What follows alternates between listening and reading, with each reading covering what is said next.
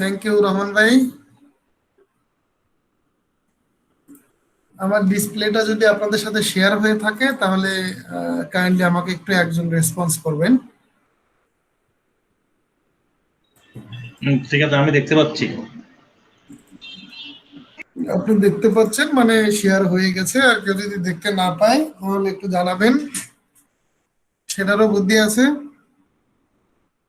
আচ্ছা, personal file নিয়ে আমি দেখি মাহমুদের একটা ভিডিও ছিল। আমরা যদি এখানে একটু যাই, খান মাহমুদ, আপনারাও কিন্তু এখানে আসতে পারবেন, যে খান মাহমুদ দিয়ে সার্চ দিলে ওনাকে পেয়ে যাবেন, আমাদের সেলিব্রিটি মাহমুদ ভাই। এখানে আছে হলো পার্সোনাল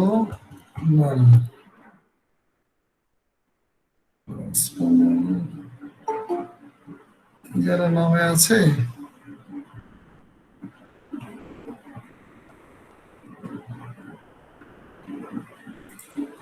মাহমুদ তুমি কি আছো? তোমার আসলে ওইটার নাম কি ছিল ওই ফাইলটার?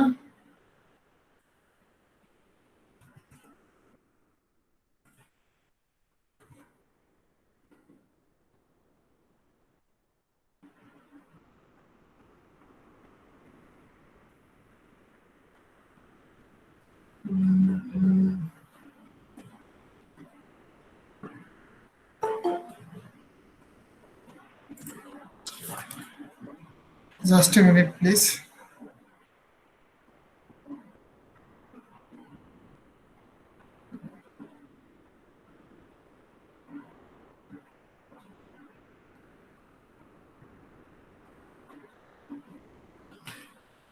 কি নামে যেন ছিল?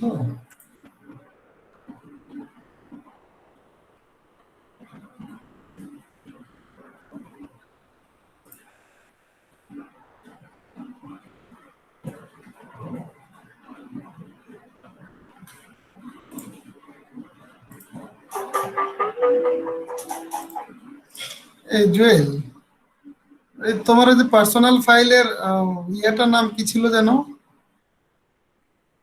হ্যাঁ, ইউটিউবের ফাইলের নামটা যেন কি ছিল? ফালাই দিছ? ও আচ্ছা। ও আচ্ছা, ঠিক আছে। ওকে, আচ্ছা ঠিক আছে। ঠিক আছে, মাহমুদের ওই ফাইলটা মেবি সামহাও ডিলিট হয়ে গেছে। আমরা দেখি। আমরা একটা পার্সোনাল ফাইল নিয়ে যদি কথা বলতে চাই, তাহলে আসলে পার্সোনাল ফাইল সম্পর্কে আমাদের কার কতটুকু ধারণা আছে এইটা জানাটা জরুরি, যেহেতু আপনারা সবাই প্রফেশনাল। সো আমি একটু আপনাদের কারো কাছ থেকেই র্যান্ডমলি জিজ্ঞাসা করব, দুইজন বা তিনজনকে একটু জিজ্ঞাসা করবো। আমি প্রথমেই যাব রিয়াজ ভাইয়ের কাছে। রিয়াজ ভাই আমাকে একটু শেয়ার করবেন যে আমাদের পার্সোনাল ফাইল বলতে আসলে কি বোঝায়।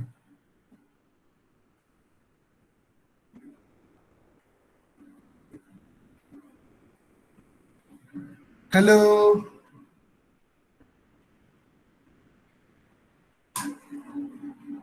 ভাইয়া। জি রিয়াজ ভাই, আপনি কি আমাকে শুনতে পাচ্ছেন? হ্যালো। শুনতে পাচ্ছেন আপনি আমাকে? জি, শুনতে পাচ্ছি। আপনি শুনতে পাচ্ছেন? জি। হ্যাঁ, আমি শুনতে পাচ্ছি রিয়াজ ভাই, হ্যালো। একদম ক্লিয়ারলি শুনতে পাচ্ছি। আমরা যেটা নিয়ে কথা বলছিলাম, আবারও শেয়ার করি একটু। আমরা আজকে পার্সোনাল ফাইল নিয়ে কাজ করব। তো পার্সোনাল ফাইল সম্পর্কে আপনার, এমপ্লয়ি পার্সোনাল ফাইল সম্পর্কে আপনার কোনো ধারণা আছে কিনা, আর থাকলে সেটা কি, এটা আমরা একটু জানতে চাচ্ছিলাম। না ভাই, এখন এই মুহূর্তে নাই আমার পার্সোনাল ফাইল সম্পর্কে কোনো ধারণা। Okay, no issue, personal no file issue. সম্পর্কে পার্সোনাল যেটা যেটা আচ্ছা, ঠিক আছে। মরিয়ম আক্তার, মরিয়ম আক্তার আছেন?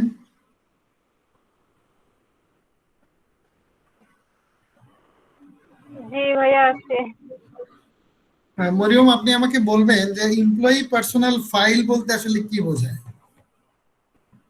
ভাইয়া আমি যতটুকু মানে আমার অভিজ্ঞতাতে যেটা জানি, কারণ আমি নতুন এইটা ডিপার্টমেন্টে।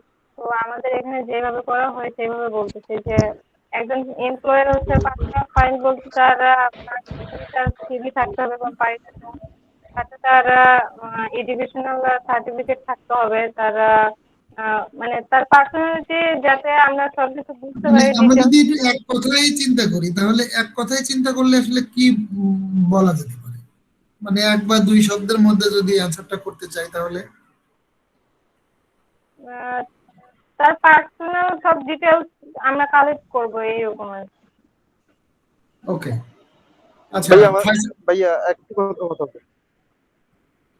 জি রিয়াজ ভাই কিছু বলছিলেন, আমি হ্যালো। আপনার কাছে যাবো, একটু জি আমাকে একটু জি। সময় দেন, আমি আপনার কাছে আবারও যাব। হ্যাঁ,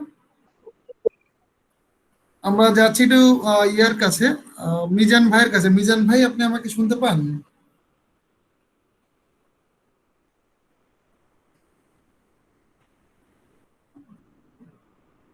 তার মানে আমরা মোটামুটি ক্লাসে উপস্থিত এবং অনুপস্থিত দুটাই থাকে, মানে ইন বিটুইন আমরা থেকে যাওয়ার চেষ্টা করি আর কি। এখান থেকে আমাদেরকে একটু বের হয়ে আসতে হবে, কারণ আমরা অনেক কষ্ট করে এই ক্লাসটা আপনারা করেন। দেখুন অনেক ব্যস্ততা, অনেক কিছু, সবকিছু মিলে একটা ক্লাসে অ্যাটেন্ড হওয়া, সারাদিন বাহিরে কাজকর্ম করে এসে বাসায় একটু রেস্ট নেবেন, ফ্যামিলি টাইম আছে, যে কোয়ালিটি টাইম বলে কিছু থাকে, সেইটাকে স্যাক্রিফাইস আপনি শুধু করছেন না, আপনার পরিবারের লোকজন সবাই করছে। সেখান থেকে আমরা যদি কিছু মানে নিতে চাই, তাহলে আমাদের মনে হয় যে সেই জায়গাতে একটু অ্যাক্টিভ থাকাটা খুব জরুরি। এবং চেষ্টা করতে হবে যে আমরা যখন কথা বলছি এবং যখন কথা বলার সুযোগ আসছে, তখন আনমিউট এবং মিউটের মাঝখানে যেন অনেকটা সময় না পার হয়ে যায় আমাদের। এই জায়গা থেকে যদি আমরা একটু সচেতন হই, তাহলে আমাদের জায়গাগুলো আর একটু ভালো হবে আর কি। অ্যানি অ্যানি আপু আছেন, অ্যানি আপু আমাকে একটু হেল্প করতে পারেন? পার্সোনাল ফাইল বলতে আসলে কি বোঝানো হয় অর্গানাইজেশনে, এক দুই কথার মধ্যে?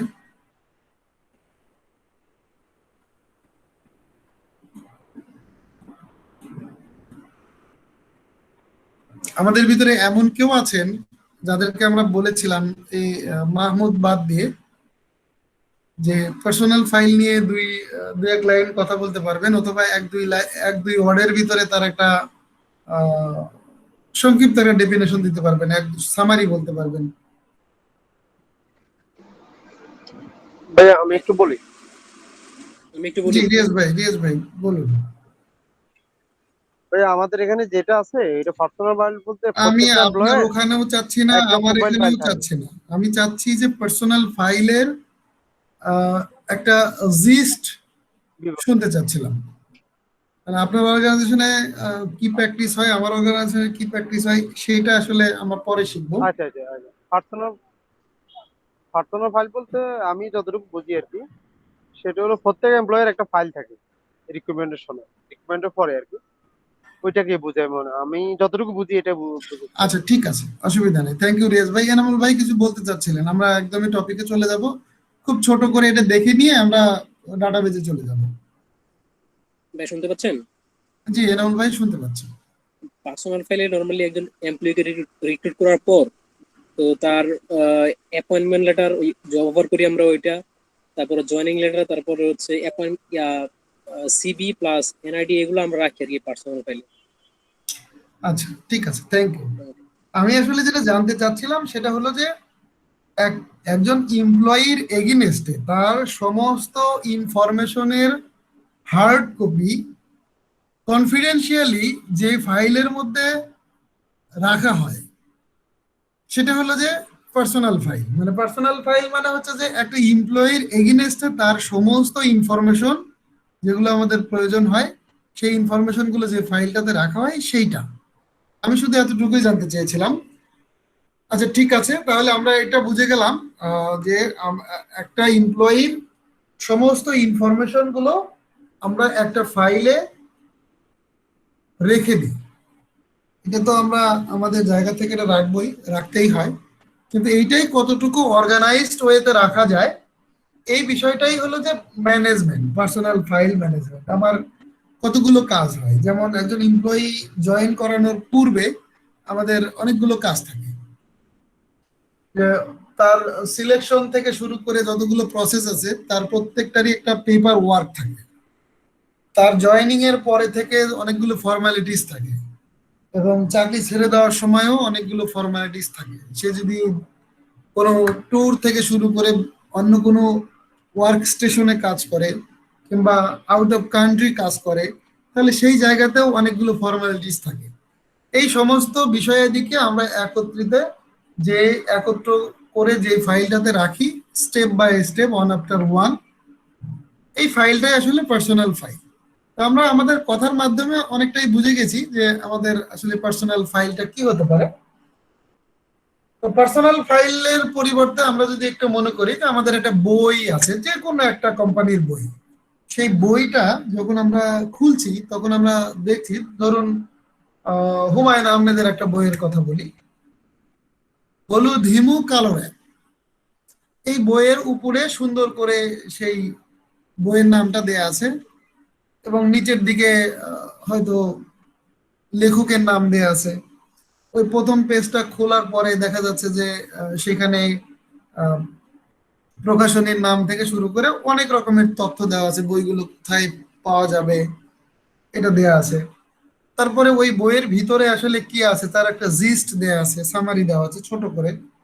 তারপরে হয়তো 1 2 3 এরকম খন্ডে খন্ডে ওই বইটা শেষ হয়ে যায়।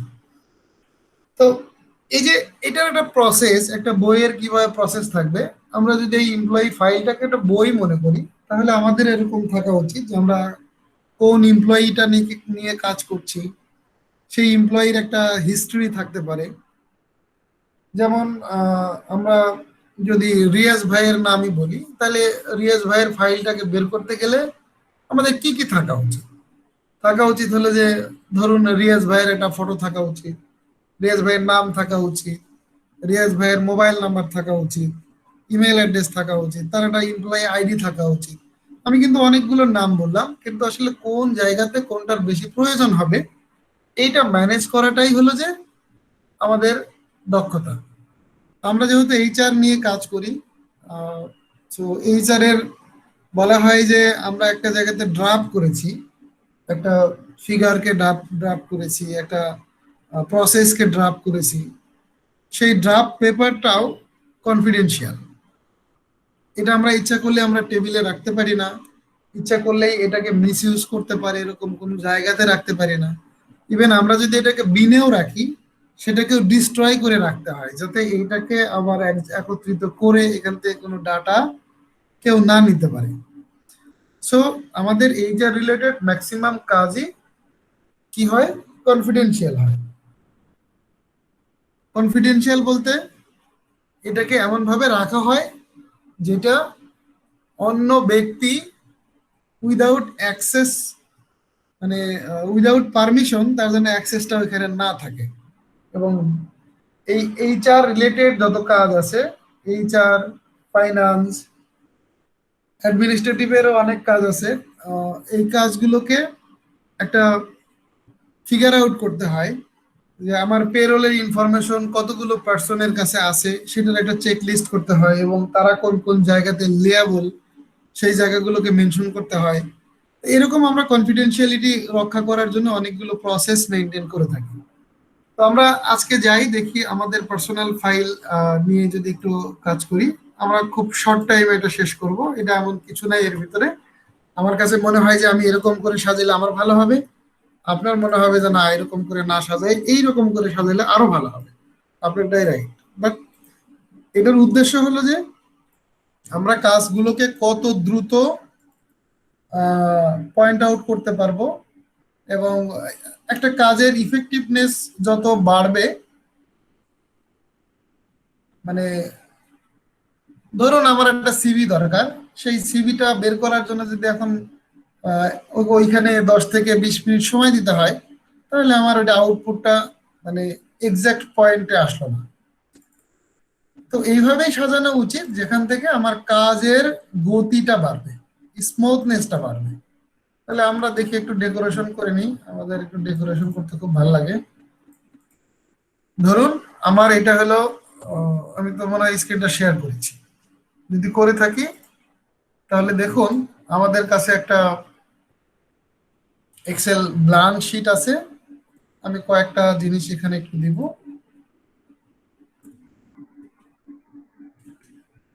এখানে আছে হলো, দেখুন আমি এখানে কিছু জিনিসের নাম লিখেছি। ওই যে আমি বইয়ের নাম বললাম, হুম, এই বইটার আহ, নামের উপরে আমরা কি লিখি, একদম কাভার পেজ আমরা এখানে একটা কাজ করতে পারি। আমরা এইখানে এটার নাম দিতে পারি যে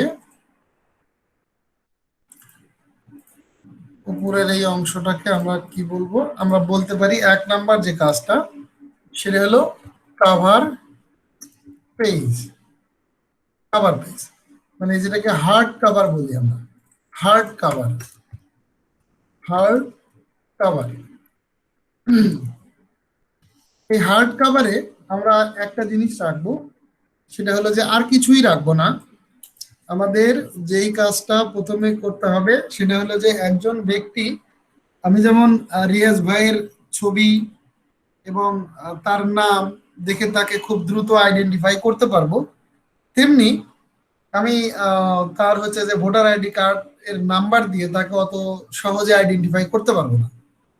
সো অনেক সময় দেখা যায় যে আমাদের কাজগুলো ওপেনলি করতে হয়, বাংলাদেশের প্রেক্ষাপটে এতটা সিকিউরিটি দিয়ে আমাদের ডেস্ক গুলো করা হয় না যে একজন আরেকজনের ডেস্ককে দেখতে পাবে না।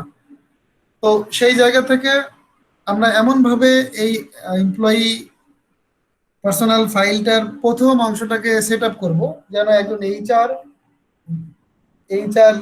রিলেটেড কোনো পার্সন ওই ফাইলটাকে বের করতে পারে। আদারওয়াইজ অন্য কেউ বের করতে গেলে যেন তাকে একটু খুলে দেখিয়ে বের করতে হয়। তো এই জন্য আমরা চেষ্টা করব যে ফাইলটা থাকবে সেই ফাইলটার টপ লেভেলে সবার উপরে কভার পেজে আমরা শুধুমাত্র এমপ্লয়ির আইডি নাম্বারটা ব্যবহার করব, শুধুমাত্র এমপ্লয়ির আইডি নাম্বারটা ব্যবহার করব। তো এমপ্লয়ির আইডি নাম্বারটা যদি আমরা ব্যবহার করি তাহলে আমরা এখানে দিয়ে দিচ্ছি যে এখানে কয়টা জিনিস থাকতে পারে। ID employee, employee ID number. Employee ID number থাকবে কোথায়? Site and top of the cover.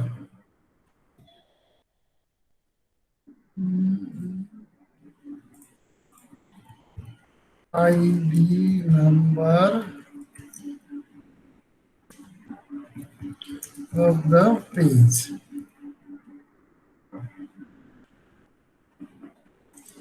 আচ্ছা, আমরা এটা কি বুঝতে পেরেছি যে আইডি নাম্বারটা আমরা কোথায় ব্যবহার করব? এমপ্লয়ি আইডি নাম্বারটা একটা কভার পেজের হার্ড কভার যেটা, সেই কভারটার সাইডে যে জায়গাটা থাকে যেখানে আমরা ফাইলের নাম লিখে রাখি, সেই ফাইলে এই এমপ্লয়ির আইডি নাম্বারটা আমরা লিখবো, আর কিছু লিখবো না।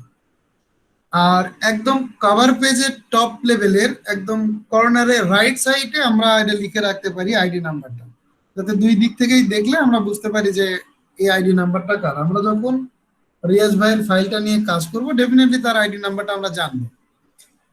যখন ওই হার্ড কভারটা আমরা খুলবো, খোলার পরে আমরা একটা বেসিক ইনফরমেশন রাখতে পারি যাতে আমার ভিতরের ইনফরমেশন গুলো সবার সাথে খুব দ্রুত শেয়ার না হয়।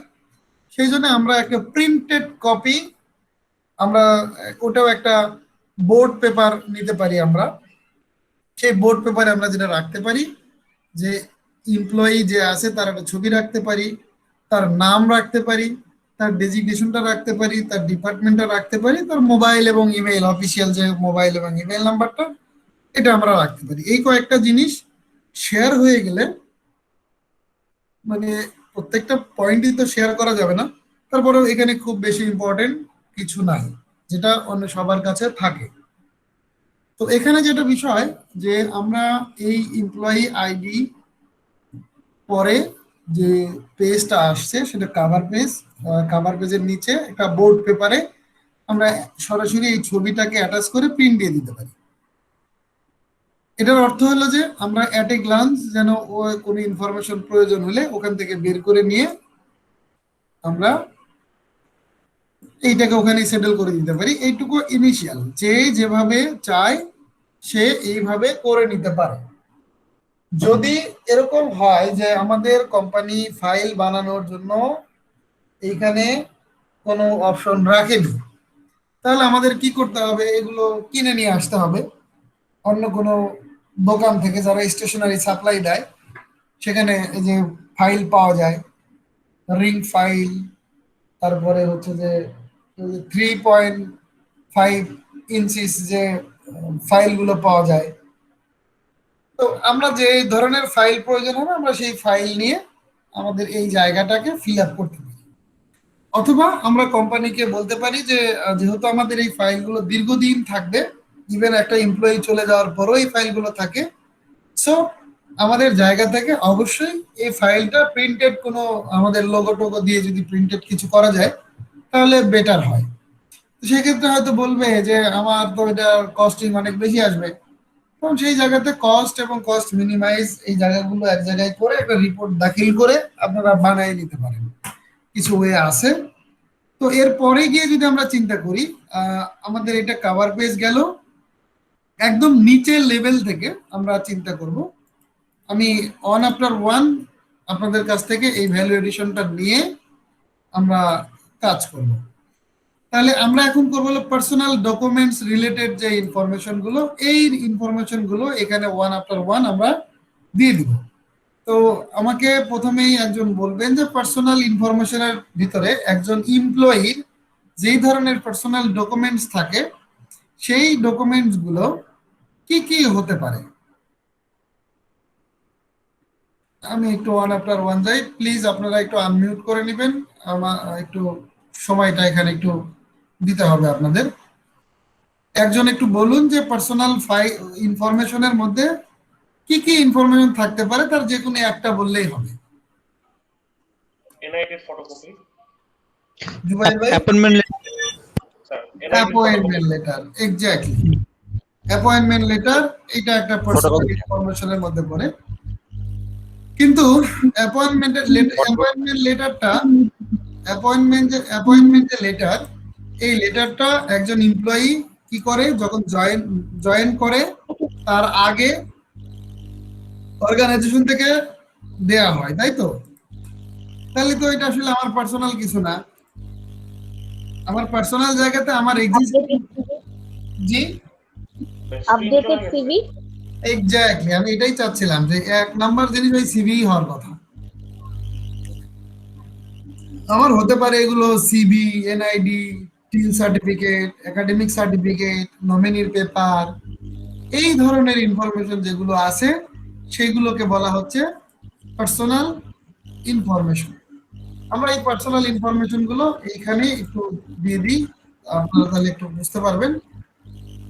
দেখুন আমি দিয়েছি পার্সোনাল ইনফরমেশনের মধ্যে আমার দেয়া আছে CV, NID, TIN certificate, academic certificate, nominees documents, authorize নমিনিকে যখন অথরাইজ করা হয় যে এটাই আমার একমাত্র উত্তরাধিকারী, এরপরে আর কেউ নাই।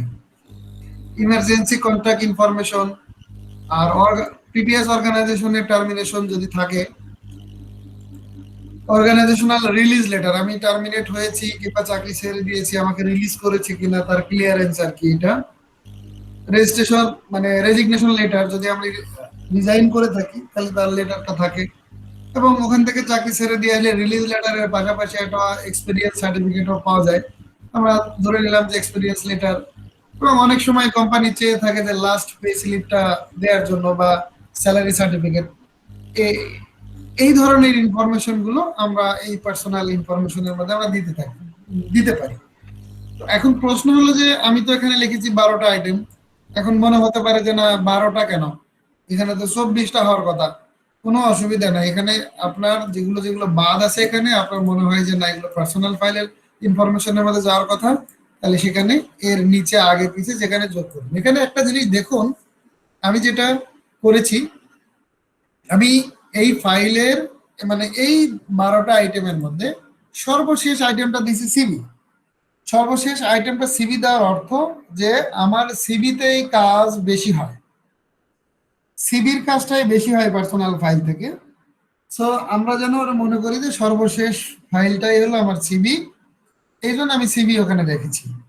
তারপরের ইনফরমেশন গুলো এটা অটোমেটিক্যালি চলে আসে যে তার আইডেন্টিটি, যেগুলো আইডেন্টিটির মধ্যে থাকে এনআইডি, তারপরে পাসপোর্ট, ড্রাইভিং লাইসেন্স, এগুলো হলো আইডেন্টিটি। এই যে এখানে একটা বাদ পড়ে গেছে, এখানে আমরা লিখে দিতে পারি ড্রাইভিং লাইসেন্স।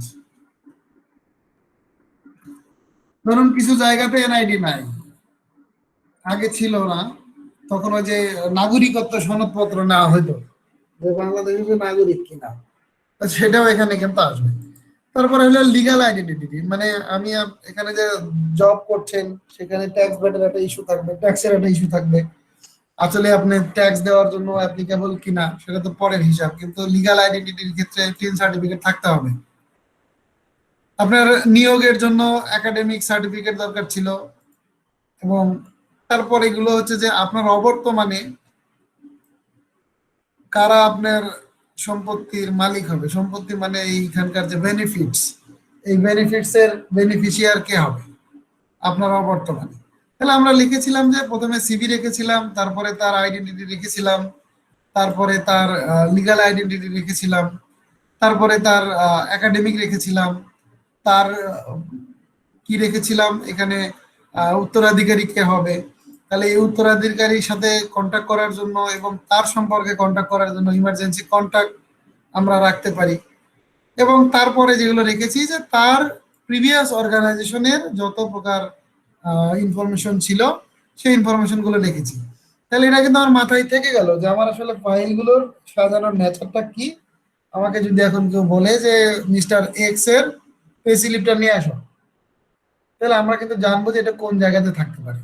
তাহলে আমার এইগুলোই যদি থেকে যায়, ওই যে আমরা প্রথমে বলেছিলাম যে এইখানে একটা হার্ড কাভারের মধ্যে আমরা এই যে লিখে দিলাম, এই ছবি টবি এগুলো দিয়েছিলাম। তো আমাদের এই একটা ইনফরমেশন কমপ্লিট হয়ে যাওয়ার পরে মাঝখানে আমরা একটা হার্ড কাভার দিতে পারি। এই হার্ড কাভারের মধ্যে মানে বোর্ড পেপার আর কি, সেইটার উপরে আমরা লিখে দিতে পারি যে পার্সোনাল ডকুমেন্টস। তাহলে আমরা বুঝবো যে এর পরে থেকে যা আছে সবই পার্সোনাল ডকুমেন্টস। তাহলে এগুলো গেল হলো পার্সোনাল ডকুমেন্টস। আমরা যদি চিন্তা করি যে এর পরে আসলে কোন ধরনের ইনফরমেশন আমাদের একজন এমপ্লয়ির এগেইনস্টে হয়,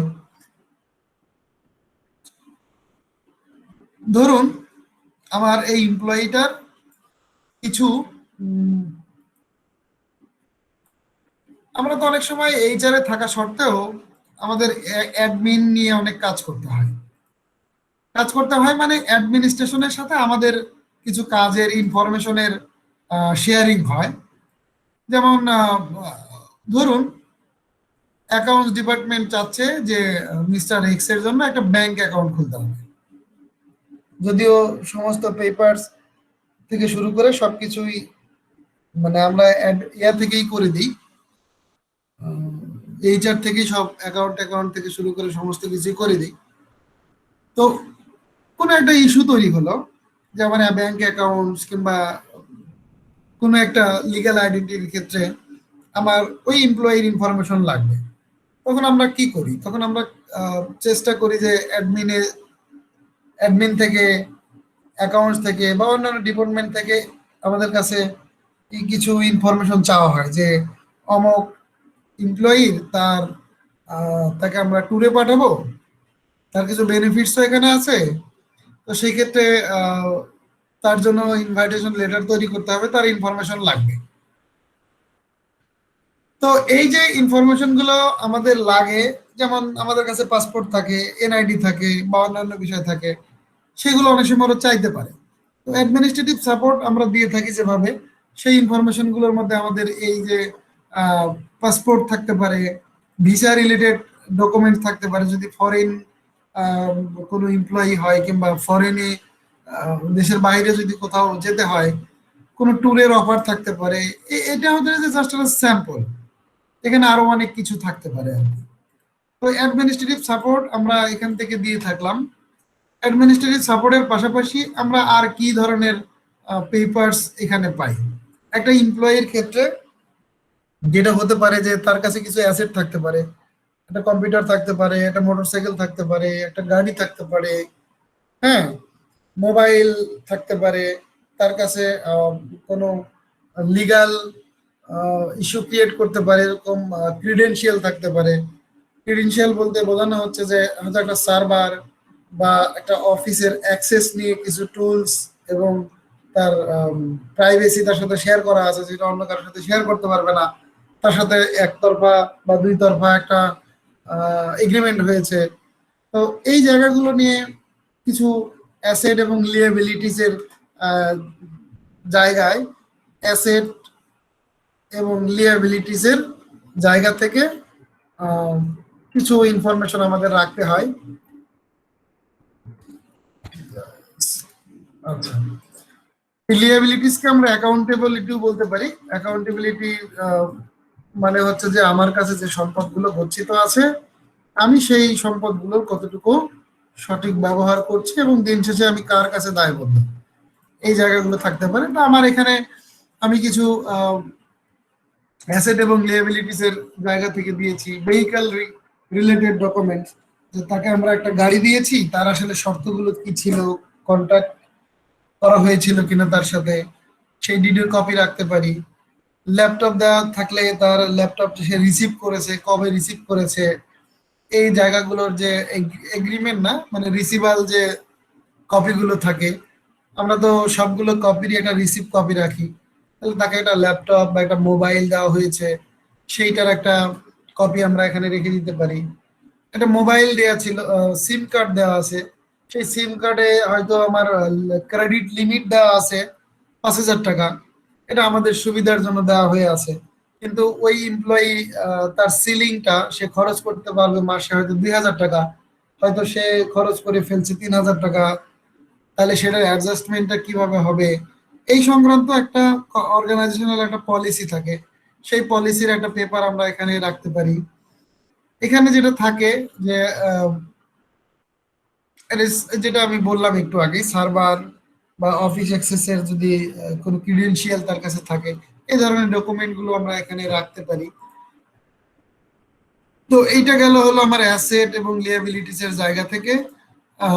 এরপরে গিয়ে আমরা এখন কয়টা জিনিস আমরা এখানে লিখেছি, দেখুন আমরা হেড গুলো যদি ধরি, তার যত প্রকার পার্সোনাল ইনফরমেশন ছিল এমপ্লয়মেন্ট সংক্রান্ত, সেগুলো আমরা দিয়ে দিয়েছি। অ্যাডমিনিস্ট্রেটিভ সাপোর্টে যা যা লাগে আমরা সম্ভাব্য জিনিসগুলো সেপারেট করে রেখেছি, অথবা যখন যেটা নতুন এসেছে সেগুলোকে আমরা ফাইল আপ করে রেখেছি। তার কাছে যেগুলো অ্যাসেট ছিল সেগুলোকে আমরা ডকুমেন্টাইজ করে নিয়েছি। এখন যেটা থাকলো, তার এমপ্লয়মেন্ট হিস্ট্রির আমাদের এইচআর রিলেটেড কিছু কাজ থাকে, যেমন ইন্টারভিউ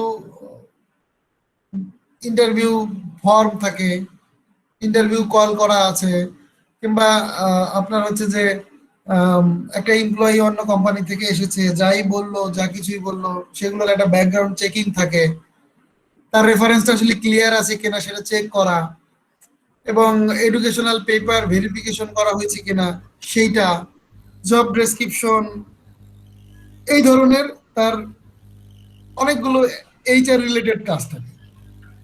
তো আমরা এই বলবো হ্যাঁ এনাম ভাই বলুন। আমি একটা আগে যেখানে ছিলাম এর ওইখানে পার্সোনাল ফাইনাল দেখলাম যে অনেকগুলোতে সে ঢুকার মানে যে এক্সামটা দিয়েছিল যে এক্সামের পেপারটাও থাকে, আমি এরকম পেয়েছি। হ্যাঁ হ্যাঁ সবই থাকবে, তারপর কেন থাকবে না? আমার যেটা যেটা প্রয়োজন হবে সেটা তো আমাকে রাখতেই হবে, এর কোনো বিকল্প নেই। হ্যালো, আচ্ছা, তাহলে আমরা যেটা এখান থেকে করছি, আমাকে শুনতে পাওয়া যাচ্ছে? হ্যালো, জি ভাইয়া। জি ভাই, শুনতে পাওয়া যাচ্ছে। ওকে, আমি একটু এনাম ভাইকে খুব কম শুনতে পাচ্ছিলাম, এই জন্য একটু ইয়ারফোনটা নিয়েছি। আচ্ছা, তো ঠিক আছে, তাহলে আমরা এইচআর রিলেটেড যে অ্যাক্টিভিটিস গুলো হয় সেগুলোর কিছু সামারি আমরা এখানে একটু দিয়ে দেওয়ার চেষ্টা করি। দেখি,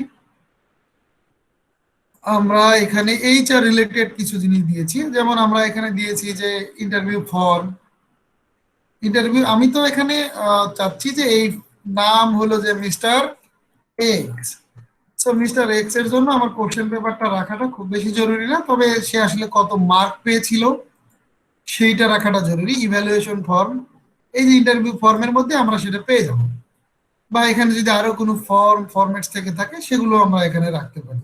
আমরা রেখেছি background checking form, reference form, education paper verification, মানে এইটা একটা জায়গা। আপনাদের জায়গা থেকে আহ, আপনারা কখনো এই পেপার ভেরিফিকেশন করেছেন বা কেউ করেছে এরকম কোনো ইনফরমেশন তথ্য আপনাদের কাছে আছে? কেউ করেছেন, কিভাবে করতে হয় কারো জানা আছে? এডুকেশনাল পেপার হ্যাঁ হ্যাঁ, আমার সার্টিফিকেট। যেটা তো ওই হ্যাঁ ওয়েবসাইটে ঢুকে ওই নাম্বারটা দিলেই তো এডুকেশনাল ওখানে ভেরিফাই করে দেয় ওরা, ফাইন। যে আর বোর্ডের আন্ডার। আর বলবো? কারো কোনো, জি জি আমি বুঝতে পেরেছি শাহজালাল ভাই আপনার কথা। হ্যাঁ, ওইটা হচ্ছে রেসপেক্টিভ যে ইউনিভার্সিটি থাকে ইনস্টিটিউশনে কন্ট্যাক্ট করলে তারা ডেফিনেটলি এখানে ভালো। ওকে, আর আর কারো কোনো ধারণা আছে?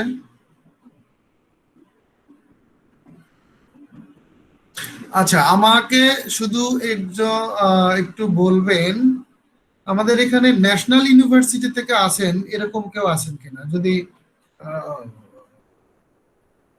একটু হ্যান্ড রেইজ করতে, যে কোনো একজন। ওকে, আমরা পেয়ে গেছি, আতিকুর রহমান ভাইকে পেয়েছি, ফারাহ শারমিন আপুকে পেয়েছি। ওকে, শারমিন আপু, আপনি আপনার সাবজেক্ট কি ছিল? ম্যানেজমেন্ট? কি ভাইয়া? আচ্ছা, যখন আপনাদের সার্টিফিকেট দেওয়া হয়, সার্টিফিকেট তো না আসলে, রেজাল্টটা যখন পাবলিশড হয় তখন কিছুদিন পরে গিয়ে কিন্তু দেখা যায় যে ওয়েবসাইটে দেখা যেত আগে যে কোন ইউনিভার্সিটিতে, মানে কোন কলেজে কতগুলো স্টুডেন্ট কোন সাবজেক্ট থেকে পাস করেছে, তার নাম কি এবং তার মার্ক কত ছিল। এবং আমরা কিন্তু ওখান থেকে শুধু একটা জিনিসই জানতে পারতাম যে ফারাহ শারমিন, বিবিএ, তার মেজর এটা ছিল, তার গ্রেড পয়েন্ট এত, অথবা মার্কিং ফার্স্ট ক্লাস আর সেকেন্ড ক্লাস, এরকম কিছু থাকতো, তার কলেজের নামটা থাকতো, কলেজ কোড দিয়ে। ধরুন আমার কাছে মনে হলো যে আমি এখানে একটা ফলসিফাইড করব, সেটা কিভাবে করব? আমার মনে হলো যে আমার নাম ফারাহ শারমিন, ও সরি, এটা এটা না বলে আমার নামটা বলি, আমার নাম শাহিন রেজা, এই ব্যাচে যতগুলো মানুষ পাশ করেছে ন্যাশনাল ইউনিভার্সিটি থেকে তার কোনো না কোনো একটা জায়গাতেই শাহিন রেজার নামটা কমন পড়বে।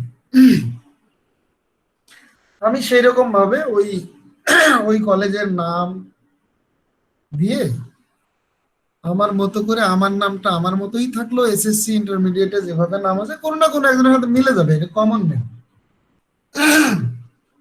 আমি দিয়ে দিলাম, একটা সার্টিফিকেট বানিয়ে দিলাম, যদিও আমার রেকর্ড হচ্ছে, আসলে বলা ঠিক হচ্ছে না, তারপরে বলি। সেক্ষেত্রে আপনি যদি অনলাইন থেকে চেক করেন তাহলে তো আমারটা ফেক পাবেন না শাহজালাল ভাই, ফেক পাওয়ার কথা না। আপনার ওটা কি মনে হবে যে আমি ওই সিদ্ধেশ্বরী কলেজ থেকে পড়িনি? আপনার জাজ করার কোনো জায়গা নেই, কারণ আপনি কিন্তু একটা সিঙ্গেল পেপার নিচ্ছেন, সেটা হলো আমার হায়ার ডিগ্রির একটা সার্টিফিকেট অনলি, যেখানে আমার নাম থাকে শুধু, আর কিচ্ছু থাকে না। তো এখানে একটা ব্যারিয়ার আছে কিন্তু, হ্যাঁ, যে কারণে যারা মানে ভালো প্র্যাকটিস করে, যে প্রতিষ্ঠানগুলো ভালো প্র্যাকটিস করে, তারা কি করে, আপনি যে সার্টিফিকেটগুলো জমা দিচ্ছেন সেই সার্টিফিকেটগুলোর একটা করে কপি বোর্ডকে পাঠানো হয়, বোর্ডে স্ব বোর্ডে পাঠানো হয়, এবং ওই বোর্ডে ওই পেপারের ফটোকপি দেখে বাকি ইনফরমেশন জাজ করে মেলানো হয়, এবং তার সাথে আপনার যে এসএসসি এইচএসসির যে নাম ছিল, বাবা মার নাম ছিল, সেটাকেও মানে আলাদা একটা পেপারে ফরওয়ার্ডিং দেওয়া হয়, জন্ম তারিখ সব কিছু। এই জন্যই কিন্তু সিভিতে সব লেখা থাকে। তারা আবার ওটার সাথে তাদের যে ডাটাবেস আছে সেই ডাটাবেস থেকে ওটা মিলাই নিয়ে হ্যাঁ, তারপরে ওই যে আপনি ফটোকপিটা দিলেন তার উপরে একটা ভেরিফাইড সিল দিয়ে দেয়। এবং এটা কিন্তু আমি একটা জায়গা থেকে বললাম, এটা সবগুলো ইউনিভার্সিটি, সবগুলো ইনস্টিটিউটের ক্ষেত্রেই এটা প্রযোজ্য। তারা এটা দেয় এবং এটা দিতে বাধ্য। তো এটা হলো বলছে যে ভেরিফিকেশন, মানে পেপার ভেরিফিকেশন, সেটা যে কোনো পেপারই ভেরিফাইড করা যায়, একাডেমিক পেপার তো বটেই। তো এই প্রসেসটার সাথে কারো কোনো পরিচিতি আছে কিনা বা ছিল কিনা? জি না ভাইয়া। ওকে, তো তাহলে আমরা একটা নতুন জিনিস শিখলাম। আমাদের কোনো না কোনো এক সময় দেখবেন যে আপনাদের ক্যারিয়ার তো গ্রোথ হচ্ছে। এক সময় দেখবেন যে আহ, এই যে ধরুন আপনারা এখানে যারা আছেন, এক সময় আমার হয়তো আপনাদের অ্যাপয়েন্টমেন্ট নিয়ে আপনাদের সাথে দেখা করা লাগতে পারে, বা এখনো লাগে বিভিন্ন জায়গাতে। হয়তো তখন আমাকে চিনবেন না, কিন্তু আহ, একটা জায়গায় কি দেখবেন যে যত বড় হচ্ছেন এই জায়গাগুলো নিয়ে কাজ করার সুযোগ বাড়বে, এবং সেখান থেকে অনেক ভালো কিছু শেখার একটা জায়গা তৈরি হয়ে যাবে। এই প্র্যাকটিস গুলো কোনো না কোনো ভাবে পেয়ে যাবেন। অনেক ইফেক্টিভ একটা প্র্যাকটিস। এখানে একজন এইচআর এর এটা করা উচিত এই কারণে যে তার জায়গা থেকে যেন তার এরকম না মনে হয় যে আমি কোনো রং কাজ করেছি বা আমার ডিপার্টমেন্ট এমন কিছু করেছে যে ভবিষ্যতে গিয়ে এটার সাফার করতে পারে আর কি। জি, এনাম ভাই বলুন। আচ্ছা ভাই, এটার জন্য কি কোনো কি ফিস বা কোনো টাকা পয়সা কি দিতে হয় বা? না না, কিছুই না, কিছুই না। আপনি তাহলে যে আপনার এটা প্রসেস আছে একটা, আপনার ডিপার্টমেন্ট হেড অথবা সিইও অথবা চেয়ারম্যান, ওই লেভেল থেকে একটা ফরওয়ার্ডিং দিতে হয় সব সব বোর্ডে, এবং আপনি যে ওনাকে রিক্রুট করেছেন তার লিগ্যাল আইডেন্টিটি দিয়ে একটা অ্যাপ্লিকেশন সাবমিট করতে হয়। তাছাড়া আপনাকে সে ইনফরমেশনটা দিবে কেন? জি।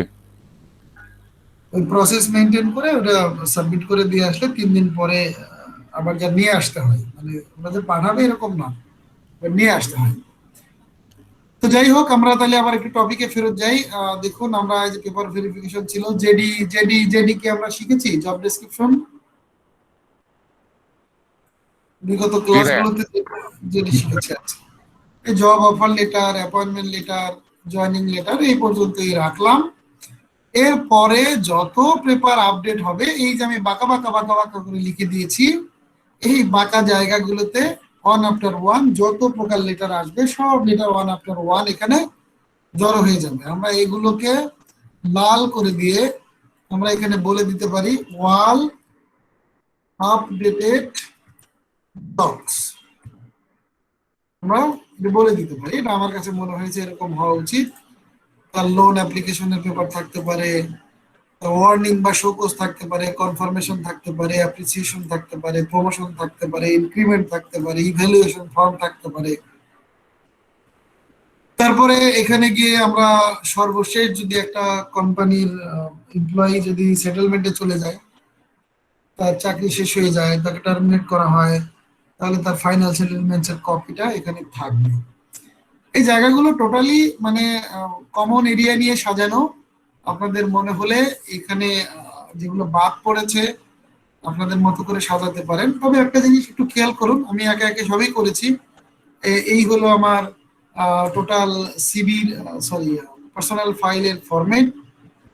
আমি সবার শেষে রেখেছি পার্সোনাল ডকুমেন্টস গুলো, তার উপরে রেখেছি অ্যাডমিনিস্ট্রেটিভ ডকুমেন্টস, তার উপরে রেখেছি আমার অ্যাসেট এবং লিয়াবিলিটিজ এর ডকুমেন্টস গুলো রেখেছি, তারপরে রেখেছি এইচআর রিলেটেড যে ডকুমেন্টস গুলো সেগুলো, সবার উপরে রেখেছি বেসিক ইনফরমেশনের যে হার্ড কপি গুলো, মানে হার্ড পেপার যেটা সেইটা, এবং সবার উপরে একটা কভার পেজ থাকবে, যে কভার পেজের উপরে শুধুমাত্র আইডি নাম্বার দিয়ে দেবো। আমার নাম দিব না কেন, যে আমি ওই ফাইলটা নিয়ে হয়তো এমডি স্যারের রুমে যাচ্ছি, পাশ থেকে হয়তো রহিম দেখে বলতে যে রে এটা তো করিমের না, করিমের ফাইল, আজকে করিমের কিছু একটা হয়েছে, পরে দেখলো যে না মিষ্টি খাওয়াচ্ছে করিম, বলছে ও আচ্ছা তোমার তাহলে প্রমোশন হলো, এই জন্যই তো তোমার ফাইল নিয়ে দৌড়াইলো এতক্ষণ। শাহিন ভাই তো দেখলাম যে না খাওয়া বন্ধ করে দিয়ে ঘাম বসতেছে আর ফাইল নিয়ে দৌড়াচ্ছে। তো এই স্কোপ গুলো যেন মানুষ না পায়, যার কারণে আমরা শুধুমাত্র এমপ্লয়ি আইডি নাম্বারটা দিয়ে ট্র্যাক করব, যাতে ওই আইডি নাম্বারটা দেখে ওই মিস্টার এক্স যেন বলতে না পারে মিস্টার ওয়াই এর ফাইল নিয়ে দৌড়াচ্ছে কেন, আজ কিছু একটা হবে। তো এই ছিল আমার জায়গা থেকে পার্সোনাল ফাইলের একটা ফরম্যাট। এইটা আপনাদের জায়গা থেকে আরো ভালো করে সাজাবেন, আমার কাছে মনে হয়েছে যে এরকমই থাকা উচিত। তাতে আমার কাজের জায়গাটা আর একটু কনভিনিয়েন্ট হবে। এই যে যেখানে যেখানে আমি নাম লিখেছি হেডিং গুলো, এই হেডিং গুলো হবে একটা করে হার্ড পেপার। এই হার্ড পেপারের উপরে শুধুমাত্র এই এই পোর্শনের নামটাই থাকবে, তার নিচে এই পেপার গুলো থাকবে। তো এটা কিন্তু থাকবে হলো যে last in first out, last last in first out, LIFO. আর একটা হলো ফার্স্ট ইন লাস্ট আউট, এটাকে বলে ফিলো। তো এগুলোর অর্থ হলো যে সর্বশেষে আমি যে পেপারটা রেখেছি সর্বপ্রথম আমি সেই পেপারটা বের করতে পারবো। এই প্রসেসে আমাদের পার্সোনাল ফাইলটা সাজানো উচিত। এই পার্সোনাল ফাইলের ইনফরমেশন দিয়ে আমরা কিন্তু ডাটাবেস তৈরি করব। তো এই ডাটাবেস নিয়ে যদি কারো কোনো কোশ্চেন থাকে আমি আশা করবো যে আপনারা কোশ্চেন করুন, আমি সেই জায়গাগুলো নিয়ে একটু কথা বলতে চাই। শারমিন আপু বলুন। ভাইয়া এই ইনফরমেশন গুলো, কারণ আমাদের তো সেপারেশন হতে থাকে কিন্তু ফাইলগুলো তো থেকে যায়, তো সেক্ষেত্রে প্রতি বছর তো ফাইলগুলো জমতে থাকে। সেপারেটেড ফাইলগুলো কত বছর পর্যন্ত আমাদের এভাবে রাখা উচিত, মানে বা আমি ঠিক মানে হয় না যে ফাইল তো জমে যায়। বুঝতে পেরেছি, বুঝতে পেরেছি। ধরুন আমি শাহিন গেছি হয়ে যাব ধরুন বাটা শোরুমে গেছি, আমার একটা শু কেনা দরকার। কেনার পরে ওরা আমাকে একটা মানি রিসিপ্ট ধরাই দিয়ে বললো যে এটা কিন্তু আপনার ওয়ারেন্টি কার্ড, আপনি এটা রেখে দিবেন, আপনার জুতা যদি একটু ছিঁড়েও যায় তাহলে আমরা কিন্তু 6 মাসের মধ্যে রিপ্লেসমেন্ট দিয়ে থাকি। আর যদি 6 মাসের বেশি হয়ে যায় তাহলে আমরা মানে ওয়ারেন্টি পিরিয়ডে নিয়ে রিপেয়ার করে দিয়ে থাকি। তবে আপনাকে কিন্তু এই পেপারটা রাখতে হবে। যদি এরকম কোনো বিষয় হয় তাহলে আমরা কিন্তু অনেক যত্ন করে এটা রেখে দিই। কোন প্রজেক্টের ক্ষেত্রে প্রজেক্টের সমস্ত ফাইল মিনিমাম 3 বছর স্টোর করে রাখতে হয়। আর একটা এমপ্লয়ির ক্ষেত্রে তার পার্সোনাল ফাইল মিনিমাম 5 ইয়ার্স পর্যন্ত স্টোর করে রাখতে হয়। স্টোরের একটা সিস্টেম আছে, এটাকে বলে ইনভেন্টরি ম্যানেজমেন্ট। ওই ইনভেন্টরির মধ্যে এই পার্সোনাল ফাইলকেও একটা অ্যাসেট বলে নির্ধারণ করা হয়। সেইখানে যেটা করা হয় যে ধরুন 2012, 2013, 2014 এইভাবে আমাদের একটা মানে এমন একটা প্লেসকে সাজাতে হয়, সেটা হতে পারে বেসমেন্ট অথবা এমন একটা লকার যে লকারটা দীর্ঘদিন পরে খোলা হতে পারে, ওখানে কোনো কাজ নাই, কিছু নাই, স্টোরেজ যেটাকে বলা হয়। আমরা সেই জায়গাগুলোতে আমরা ইয়ার অনুযায়ী আমরা এটা রেখে দিব এবং ইয়ারের ভিতরে আবার আইডি অনুযায়ী সাজাবো। যেমন 1-এর পরে হয়তো 5 নাম্বার আইডি গেছে, তারপরে 8 নাম্বার আইডি গেছে, এরকম ভাবে আমরা ক্রমান্বয়ে এটা সাজিয়ে রাখবো। এটা মিনিমাম 5 বছর পর্যন্ত রাখতে হবে। আর কারো কোনো কোশ্চেন? হ্যাঁ ভাইয়া, এনাম ভাই বলুন। ভাইয়া আমি কয়েকজন ফরেন এমপ্লয়ির ফাইল আপডেট করেছিলাম, তো ওনাদের কিছু ওই পেপারস গুলো পুলিশ না, ওটা হচ্ছে এনাম ভাই আপনি যদি ইয়ারফোন ব্যবহার করেন তাহলে কষ্ট করে একটু খুলে নেবেন, তাহলে আমরা হয়তো ক্লিয়ার শুনতে পাবো। অথবা যদি ইয়ারফোন না থাকে তাহলে ইয়ারফোনটা লাগিয়ে নেবেন। ইয়ারফোনটা একটু ডিস্টার্ব করছে ভাইয়া, আমি কালকে ঠিক করে নেব। তাহলে একটু ইয়ারফোনটা খুলে কথা বলুন, আই হোপ যে আমরা খুব ভালোভাবে শুনতে পাবো আর কি। ওকে ওকে ভাই, আমি জাস্ট কোয়েশ্চেনটা করে ফেলি যে ফরেন যে এমপ্লয়ি গুলো থাকে, আমি কয়েকজন ফরেন এমপ্লয়ি ডাটাবেস নিয়ে কাজ করেছিলাম, তাদের পাসপোর্ট আপডেট থেকে শুরু করে সবকিছু। তো এখানে এনএসআই এর একটা রিপোর্ট লাগে, তো এই এই ধরনের এগুলা কোন সেকশনে থাকা দরকার? আচ্ছা, এগুলো হলো যে যদি আপনি লিগালি একটা রাখতে চান, একটা পার্ট রাখতে চান, লিগাল ডকুমেন্টস এর মধ্যে এগুলোকে বলা হয়, এই যে আমরা যেমন ধরুন এখানে লিখেছি যে অ্যাডমিনিস্ট্রেটিভ যে ডকুমেন্টস। আপনার যদি ইনলিগাল যদি কোনো একটা অ্যাক্টিভিটিস কোনো এমপ্লয়ের মধ্যে হয়, সেখান থেকে কিন্তু আপনার একজন এইচআর এর পক্ষে তার এগেইনস্টে অনেক কিছু বলার থাকে না বা করার থাকে না। এটা অ্যাডমিনিস্ট্রেটিভ ডিপার্টমেন্ট কিন্তু এটার এগেইনস্টে কাজ করে। সো অ্যাডমিন রিলেটেড পেপারগুলোর মধ্যে এখানে থাকতে পারে, আরো অনেক কিছু থাকতে পারে, যেমন এই যে পুলিশ ভেরিফিকেশন যে ফাইলগুলো হয় সেটা রাখা যেতে পারে। এনএসআই এর যে রিপোর্ট, এনএসআই পুলিশ ভেরিফিকেশন অনেকটাই কাছাকাছি, দুই পারপাসে ব্যবহার হয়। তো এইগুলো লিগ্যাল গুলো আপনার অ্যাডমিনিস্ট্রেটিভ ডকুমেন্টের মধ্যে রেখে দিতে পারেন। অ্যাডমিনিস্ট্রেটিভ বাট হ্যাঁ, এখানে আমার একটু আমি অ্যাড করতে যাচ্ছিলাম, যেটা হচ্ছে যে ভাইয়া যেটা বললো যারা ফরেন যারা এমপ্লয়ি, তো ফরেন এমপ্লয়ের ক্ষেত্রে কিন্তু এই ডকুমেন্ট গুলো কিন্তু হচ্ছে রিলেটেড উইথ দ্য রিক্রুটমেন্ট। একটা ফরেন এমপ্লয়ি যখন আসে তখন তার ওয়ার্ক পারমিট নিতে হয়, যেটা আমাদের ওই বিডা সাবমিট করে, দেন পুলিশ ক্লিয়ারেন্স নিতে হয়, যেখানে ভাইয়া বললো এনএসআই রাত ভাই, আপনি কি মাল্টিন্যাশনাল কোনো কোম্পানিতে আছেন? জি জি, মাল্টিনেশনে আছে। আপনার তো কোম্পানির এই নাম? ডকুমেন্ট, আমার কোম্পানির নাম হচ্ছে আজিনোমোটো বাংলাদেশ লিমিটেড। ও আচ্ছা আচ্ছা, বুঝতে পেরেছি। না, আপনার ইনফরমেশন গুলোর সাথে আমি খুব পরিচিত হব, এই জন্যই আপনাকে জিজ্ঞাসা করলাম। I am sorry for that. এখন বলুন। না না, জি আমার কথা হচ্ছে যে এই ডকুমেন্ট গুলো কিন্তু মানে হয়তো সেটা লিগাল অথরিটি মানে বাংলাদেশ গভর্নমেন্ট থেকে ইস্যু হচ্ছে, বাট এগুলো কিন্তু পার্ট অফ দ্য রিক্রুটমেন্ট। এই ডকুমেন্ট গুলো ছাড়া কিন্তু একটা ফরেন এমপ্লয়ি বাংলাদেশে কাজ করতে পারবে না তার ই ভিসা নিয়ে। তো যেটা স্টার্ট হয় হচ্ছে একটা জব অ্যাডভার্টাইজমেন্ট থেকে শুরু করে লাস্ট হচ্ছে সিকিউরিটি ক্লিয়ারেন্স, যেটা এনএসআই পুলিশ এবং স্পেশাল ব্রাঞ্চ দিয়ে থাকে। তো এগুলো তো অ্যাডমিনিস্ট্রেশনের কাজ না। তো এগুলো কি ওই যেখানে আমরা এইচআর রিলেটেড যে লেটার গুলো রাখি, অ্যাপয়েন্টমেন্ট লেটার, তো আপনার যখন ফরেন এমপ্লয়ির ফাইল হবে তখন হলো যে একটা পার্টি থাকবে যেখানে বলা হয়েছে যে পারমিশন এন্ড অথরিটি, অথবা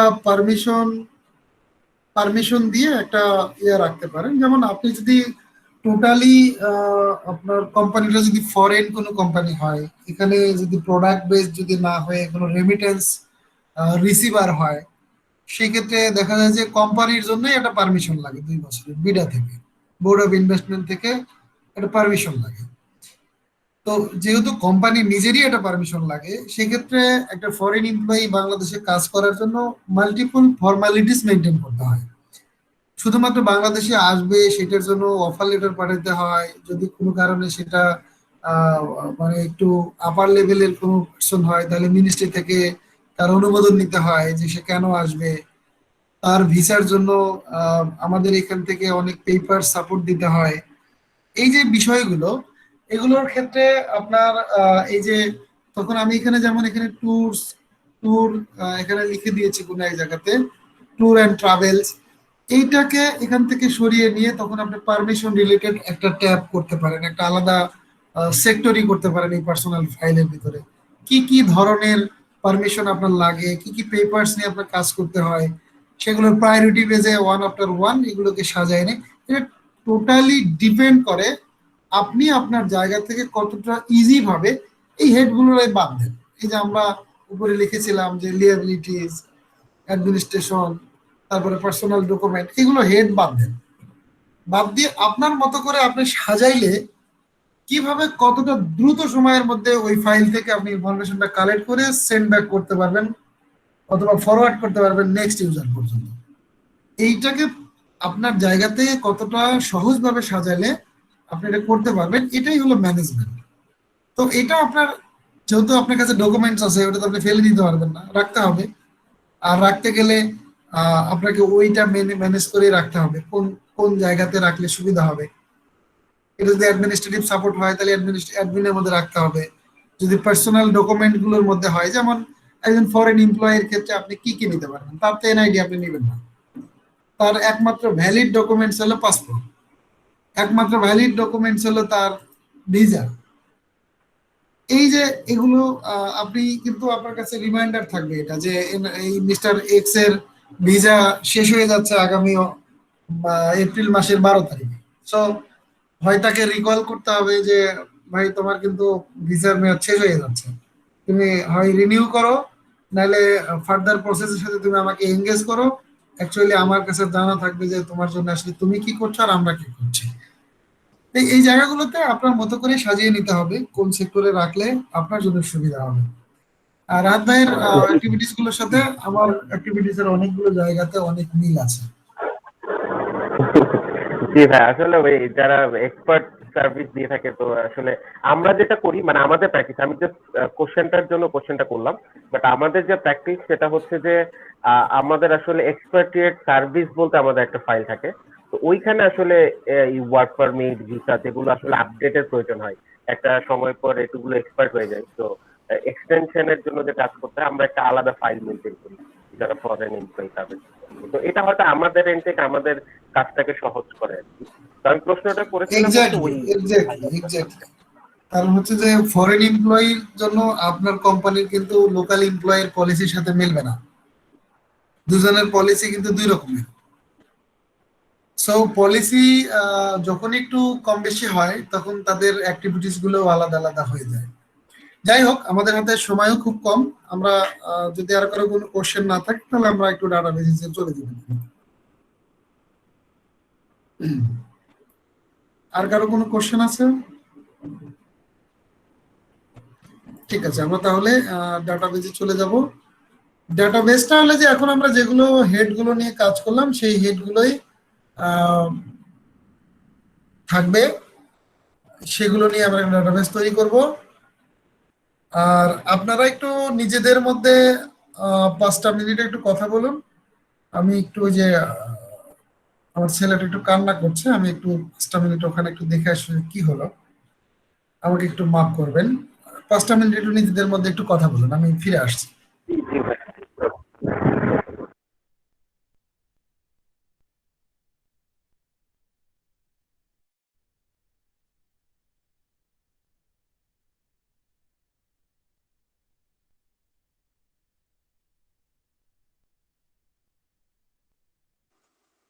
ভাই গত ক্লাসের ভিডিওটা কারো কাছে থাকলে কাইন্ডলি গ্রুপে আপলোড দিবেন। ড্রাইভে আমি পাই নাই ভিডিওটা। ভিডিও তো ড্রাইভে দেওয়া আছে। ড্রাইভে পাই নাই, সেই জন্যই বললাম।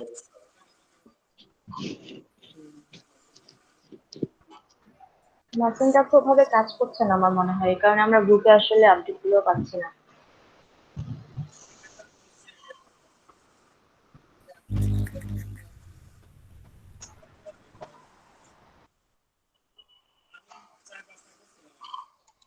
রাহাত ভাই শুনছেন? কি ম্যাডাম ভাই বলেন। আচ্ছা ভাই, আপনাদের ওখানে কি ফরেন এমপ্লয়ীদের যে ফরম্যাটটা থাকে ওটাতে কি ওদের স্যালারি রেঞ্জটা কি উল্লেখ থাকে? হ্যাঁ, আপনি স্যালারি রেঞ্জ ছাড়া তো ওয়ার্ক হ্যাঁ হ্যাঁ পারমিট হ্যাঁ নিতে পারবেন। হ্যাঁ। ওয়ার্ক পারমিট এটা মেনশন করা যায়। আমি ওয়ার্ক পারমিটে আমি যেটা হ্যান্ডেল করছি দেখলাম যে আসলে ওদেরকে অ্যাকচুয়ালি যা দেয় কিন্তু এটা হচ্ছে অনেক কম লেখা থাকে। এটা হয়তো গভর্নমেন্টের কোন একটা কিছু ট্যাক্স বা ভ্যাট এড়ানোর জন্য এটা অনেক হচ্ছে কিছু ট্যাক্সের জন্য হয়, হ্যাঁ ট্যাক্সের জন্য হ্যাঁ অনেকে হ্যাঁ দেখা সেটা যায় বুঝছি। কিছু তো আমি ঠেকে জিজ্ঞেস দেয়। করলাম যে অ্যাকচুয়ালটা থাকে কিনা আপনাদের এখানে, নাকি আমি যেটা এক্সপিরিয়েন্স আছে আমার সেটাই। আর আমাদের ভাই অ্যাকচুয়ালি অ্যাকচুয়ালটাই থাকে, হয়তো আমাদের আসলে এটা 100% কমপ্লায়েন্স মেনটেন করা হয়, আমাদের একটু জাপানিজ কোম্পানি তো, তো এটা অ্যাকচুয়ালি থাকে। আর ওনাদের পেমেন্টটা হচ্ছে ব্যাংকেই হয়, তো ক্যাশে হয় না বা চেকেও হয় না, তো যার কারণে এখানে অ্যাকচুয়ালটাই দেওয়া হয়। আরেকটা কোয়েশ্চেন, এটা কি ব্যাংকে হইতে হবে এরকম কোনো ম্যান্ডেটরি আছে ফরেনের এমপ্লয়ীদের ক্ষেত্রে? ব্যাংকের যেটা আপনি যেটা বললেন যে ট্যাক্সের ইস্যুর কারণে অনেকে স্যালারিটা কম দেখায়, তো কম দেখালে যেটা হয় আপনি যেটা দেখাচ্ছেন সেটা মেনশন যেটা সেটা হচ্ছে আপনার মানে আমি যেটা জানি যে কোম্পানির যে প্রসেস, আপনার কোম্পানি যদি স্যালারি অ্যাকাউন্টে স্যালারি ড্র করে, তো সেক্ষেত্রে আপনাকে ওই অ্যামাউন্টটা যেটা ওয়ার্ক পারমিটে থাকবে সেটা আপনাকে ব্যাংকে দিতে হবে। বাকি যদি ওনার স্যালারি আরো বেশি হয় বাকি টাকাটা হচ্ছে ক্যাশ অথবা চেকে দেওয়া হয়, যাতে ট্র্যাক করা না হ্যাঁ যায়। হ্যাঁ, আমিও এরকম এক্সপিরিয়েন্স আমার এরকম। থ্যাংক ইউ ভাইয়া। ওকে, ওয়েলকাম। আমি একটু বলি ফরেনের ব্যাপারে। সেটা হচ্ছে যে একজন ফরেনার যখন তার বেতনটা আমরা নির্ধারণ করি তখন একরকম, আর যখন তার পে করা হয় তখন ব্যাংকে দেওয়া হয় 60% আর 40% পে স্লিপের মধ্যে দেওয়া হয়। এটা সাধারণত যাদের ট্যাক্স ফাঁকি দেওয়ার মতো একটা প্রবণতা আর কি। সেটা জি জি দুজনের ভাই, ওইটাই বলছিলাম। হুম, হুম। এমপ্লয়ি But এবং আমাদের এমপ্লয়ার দুজনের লাভ। হুম, হুম।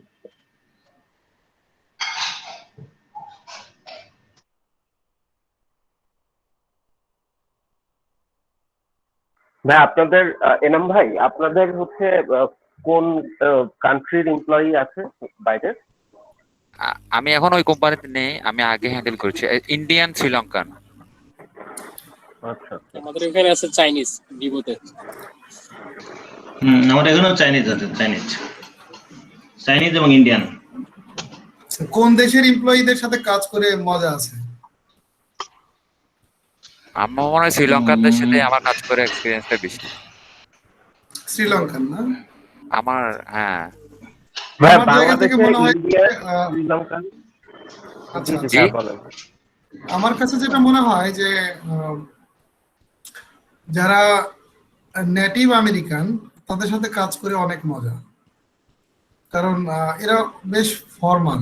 ফর্মাল মানে এরা এদের জায়গা থেকে একটা জিনিস খুব বেশি প্রিফার করা যায়, সেটা হচ্ছে আপনি একটা কাজ করছেন, আহ, ওরা আপনাকে আপনার ছোট্ট একটা কাজের জন্য আপনাকে অ্যাপ্রিসিয়েট করবে, এবং তার জায়গা থেকে যদি কোনো কিছু ভ্যালুয়েশন করার জায়গা থেকে খুব বিনয়ের সাথে বলবে যে শাহিন, দেখো আমার কাছে এটা মনে হয় আসলে তোমার ভিউ থেকে এটা কি হচ্ছে। ওরা কমান্ড করে না। অন্যান্য আমি অনেকগুলো দেশের সাথে কাজ করি, আমার 43টা দেশের এমপ্লয়ি আছে আমার সাথে। তো সেই জায়গা থেকে আমি যতটুকু দেখেছি যে এরা খুব পলাইট হয়। আবার এই যে দক্ষিণ আফ্রিকার যারা আছে এরাও অনেকটা পলাইট হয়। আমরা কিছু গরিব দেশের সাথে কাজ করি, যেমন হাইতি আছে, কেনিয়া আছে, উগান্ডা আছে, এগুলোর সাথে কাজ করি। এদের যে নেটিভ যারা, তারা বেশ ফর্মাল। আমার কাছে খুব ভালো লাগে এদের সাথে কাজ করতে। আহ, ভাইয়া এই ক্ষেত্রে কিন্তু আমার এক্সপিরিয়েন্স হচ্ছে, আমি প্রায় 11 মাস কানাডায় ছিলাম। তো ওখানে যেখানে জব করতাম আর কি, হুম হুম। এমপ্লয়ি এমপ্লয়ি ধরেন ওনার যদি হয় আপনার কানাডিয়ান, বাট ম্যানেজার বা এরা যদি এশিয়ান বা অন্য কোনো কান্ট্রি হয়, ডিফারেন্স কিন্তু বোঝা যায়। এমপ্লয়ি কিন্তু ডিরেক্ট কোনো কিছু ডিটেক্ট করে না, আপনাকে ডিকটেট করে না। কিন্তু অন্য দেশের মানে এশিয়ান বা এরাবিয়ান থাকলে ওরা ডিকটেট করতে চায়। এক্স্যাক্টলি এক্স্যাক্টলি, ক্যানাডিয়ানরা ডিকটেটটা কম করে, মানে ওরাও আমি আপনার সাথে একমত। অ্যাজ এ হিউম্যান বিং আমাকে খুবই, সে যেমন আমাকে তেমন ভাবে ট্রিট করে। যেমন আমি তাকে এক্স্যাক্টলি, যদি নাম ধরে ডাকলাম, মিকি, আমার বস, বাট হ্যাঁ হ্যাঁ, এইটাই তো মানে আমাদের স্যার, এখানে ওই প্র্যাকটিসটা নাই। আমাদের ওখানেও নাই। আমি যতগুলো অর্গানাইজেশনে কাজ করেছি এই প্র্যাকটিসটা আমি পাইনি। আমার কর্পোরেট জব শুরু হয় গ্রামীণ ফোন থেকে।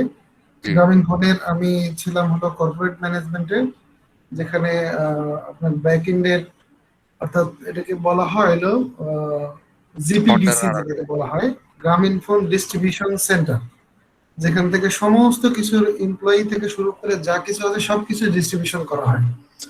পরবর্তীতে উইংস গুলোকে ভাগ করে দেওয়া হয় আর কি। তো যাই হোক, আমরা ডিসপ্লেটা শেয়ার করেছি, যদি কেউ দেখতে পান তাহলে আমাকে একটু নক করবেন। আমি কিছু জায়গা এখানে একটু আগে থেকেই আমার কাছে কপি করা ছিল, আমি সেগুলো এখানে কপি করে দিয়েছি। দেখুন, আমাদের এটার নাম হলো এমপ্লয়ি ডাটাবেস। এখানে বেশ কিছু জিনিস শেখার আছে। এমপ্লয়ি ডাটাবেস যে নামেই ডাকুন না কেন, আমরা এমপ্লয়ির যে জেনারেল ইনফরমেশন বলি, সেই ইনফরমেশন গুলো আমরা এখানে একটু আগে দেখেছি।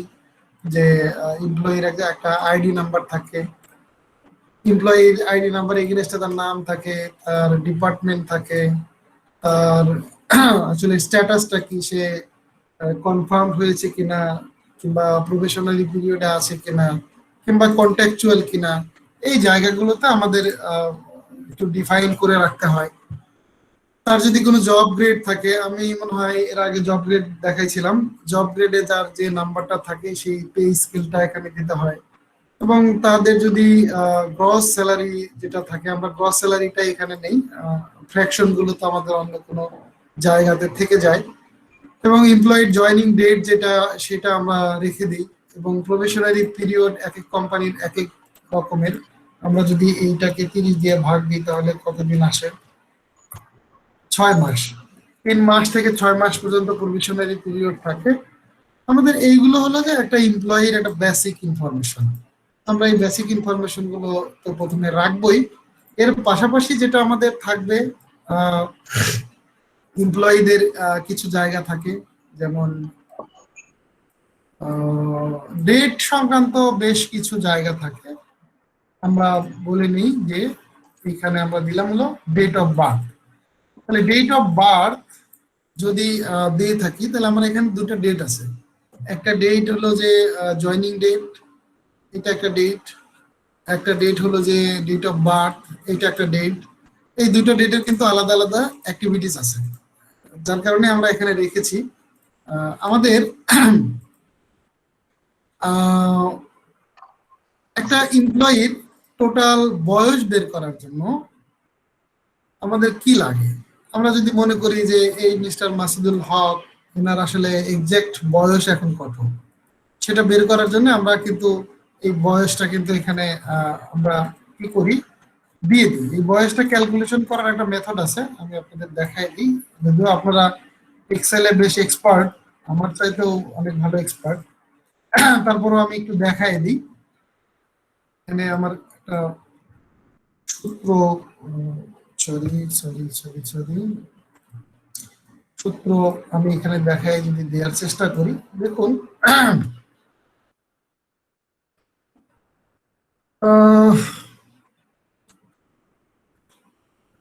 ডিলিট হয় না কেন? আচ্ছা, এই যে আমরা ডিলিট করে দিলাম। দেখুন, আমার এই ডেট অফ বার্থ অনুযায়ী প্রেজেন্ট এজ বের করতে হয় একটা এমপ্লয়ির জন্য। এটা কেন বের করতে হয় আমি পরে বলে দিব যে প্রেজেন্ট এজের কেন প্রয়োজন। তাহলে আমরা এই ব্যক্তির কতদিন বয়স হলো, কত মাস কত দিন, এটা বের করার জন্য এই যে এরকম একটা ফর্মুলা আমরা ব্যবহার করতে পারি এখানে।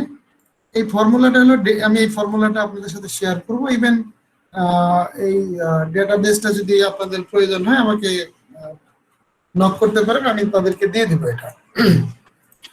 তো এটার জন্য আমরা যেটা করি যে পুরো প্রসেসটার ভিতরে দুটো জিনিস আমরা ভাগ করি।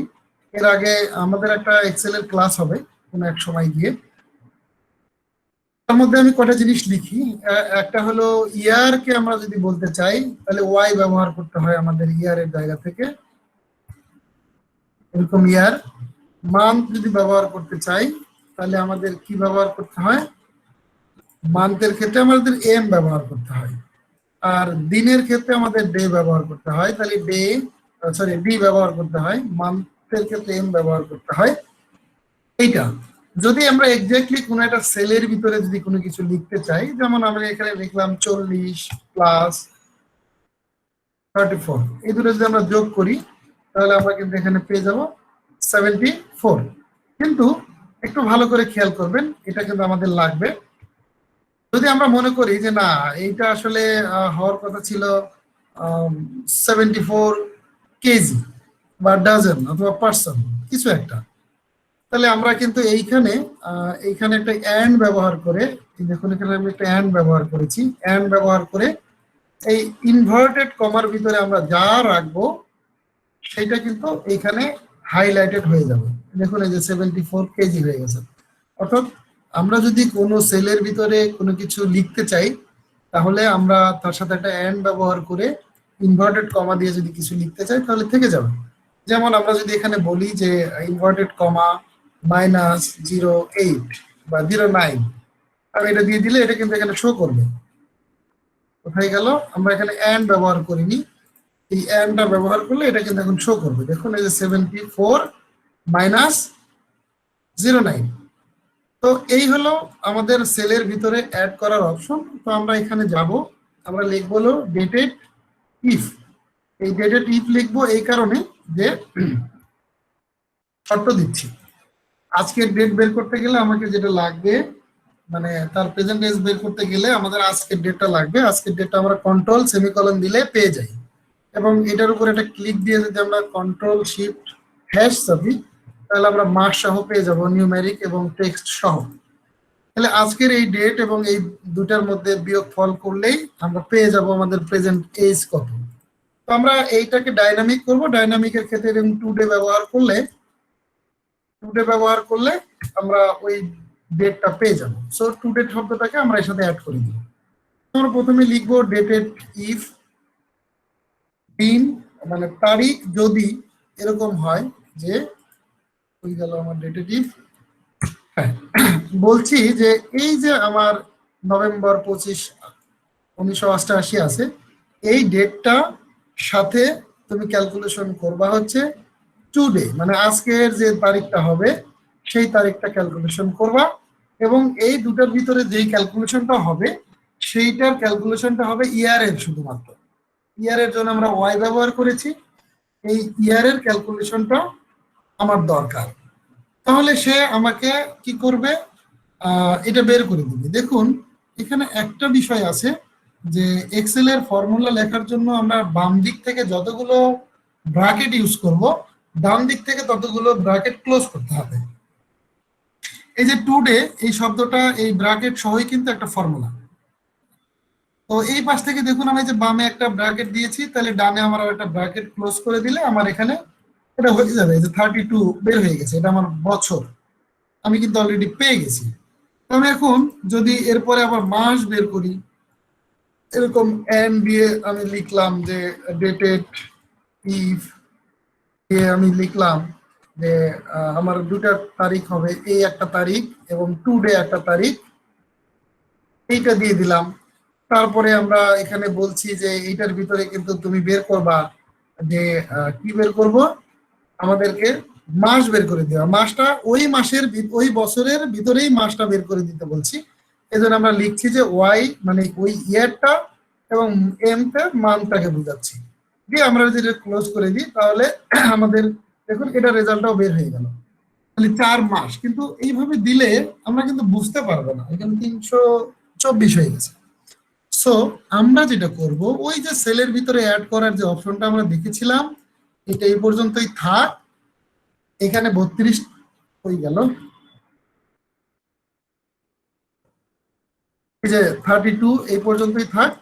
তাহলে এখানে আমরা বলছি যে এই 32 বের করার পরে তুমি কি করবা, এখানে আমাকে বুঝাই দিবা যে এটা হলো তোমার ইয়ার।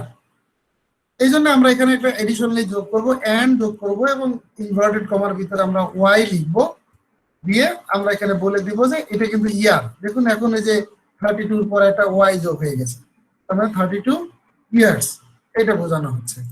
এরপরে গিয়ে আমাদের এইটা ইয়ারের কাজ শেষ, যতগুলো আমাদের ক্লজ যোগ হবে ততগুলোই এন্ড দিয়ে কাজ করতে হবে। তারপরে আমরা এখানে লিখে দিলাম ডেটেড ইফ দিয়ে আমরা এবার দিব হলো যে মাসের জন্য এই ডেট এবং টুডে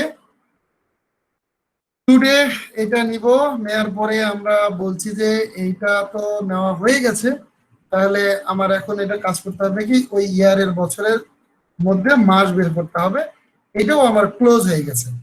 এখন আমরা তাহলে মাস বের করার পরে তার সাথে কি যোগ করতে পারি, আমরা বলে দিলাম যে এই যে ইনভার্টেড কমা দিলাম, এরপরে তুমি একটা এম লিখবা, লেখার পরে তুমি তারপরে এটাকে সলিউশনে নিয়ে আসবা। এরপরে আমার ইয়ার যখন শেষ হয়ে গেছে তখন আমার ডে এর গেল, ডেটেড ইফ আমরা দিয়ে দিলাম, দিয়ে দেওয়ার পরে আমরা বলছি যে এই ডেটটা এবং টুডে এই ডেটটা এই দুটার মধ্যে তোমাকে বের করতে হবে ওই মাসের ভিতরে যে দিনটা হবে সেটা। তাহলে আমরা এম লিখলাম মাস এবং ডি লিখলাম মানে ওই মাসেরই ডেট বোঝাবে তখন।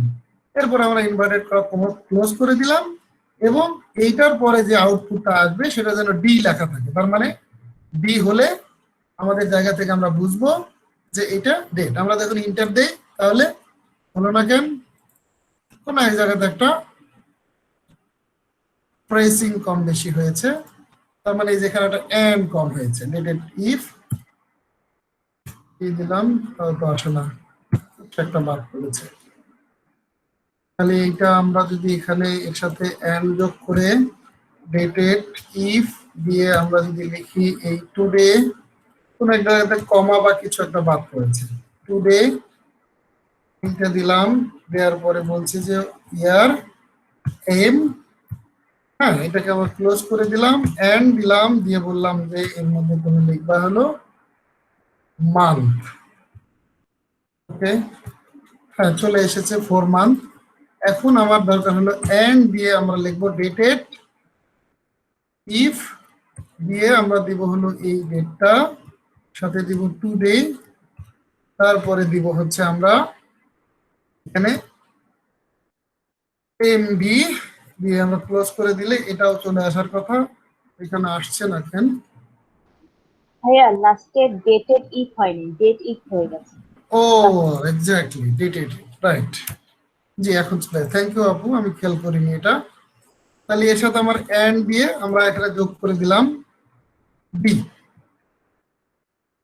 যোগ করে দিলে আমার এই যে চলে আসছে। কিন্তু এখন ফিল হ্যান্ডেলার আছে, ফিল হ্যান্ডেলার মানে আমরা এটা টেনে নিয়ে আসলে হয়ে যাবে, অথবা আমরা যদি এই কর্নারে ডাবল ক্লিক দিই তাহলে অটোমেটিক্যালি সবগুলো নিয়ে নিবে। এই হলো আমাদের প্রেজেন্ট এইজের ব্যাপার। প্রেজেন্ট এইজ তো আমরা এখানে দিয়ে দিলাম, এটা কেন আমাদের লাগবে আমরা পরে এটা দেখে নিচ্ছি। এরপরে গিয়ে আমাদের কি থাকবে, আমাদের থাকবে হচ্ছে প্রেজেন্ট এজের পরে আমাদের কি থাকতে পারে,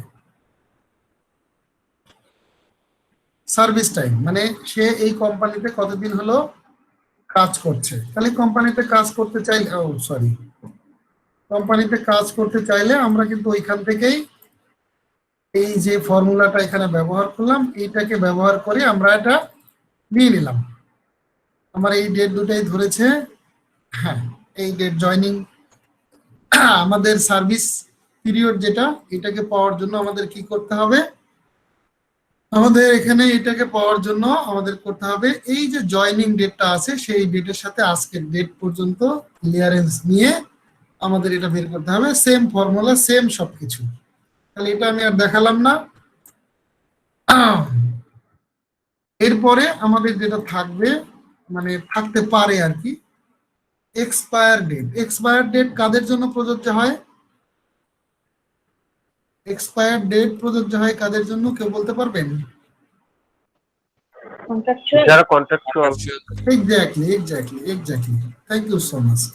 তাহলে আমাদের একজন কন্ট্রাকচুয়াল ছিল, আমরা তার এক্সপায়ারি ডেটটা কোথা থেকে দিলাম, এটা দিলাম হলো যে আমাদের কন্ট্রাক্টে যে যে পর্যন্ত ছিল সেই কন্ট্রাক্টটাই আমরা এখানে দিয়ে দিলাম। তাহলে আমরা এটা একটু ফরম্যাট প্রিন্ট করে নিই। এই ফরম্যাট প্রিন্ট আমাদের হয়ে গেছে। এরপরে গিয়ে আমাদের এই জায়গাতে যে বিষয়গুলো আরো থাকে সেটা হলো রিটায়ারমেন্ট। একজন এমপ্লয়ি রিটায়ারমেন্ট কতদিন পরে হয়, কত বছর পরে গিয়ে রিটায়ারমেন্ট হয়? 65। রিয়েলি? না না, 60 বছর। একজন এমপ্লয়ির যদি বয়সের পরিমাণ 60 হয় তাহলে তার রিটায়ারমেন্টের বয়স চলে আসে। এটা কিন্তু তার ডেট অফ বার্থ থেকে, আবার চাকরির বয়স কিন্তু 60 বছর না, তাহলে তো হয়েই যেত।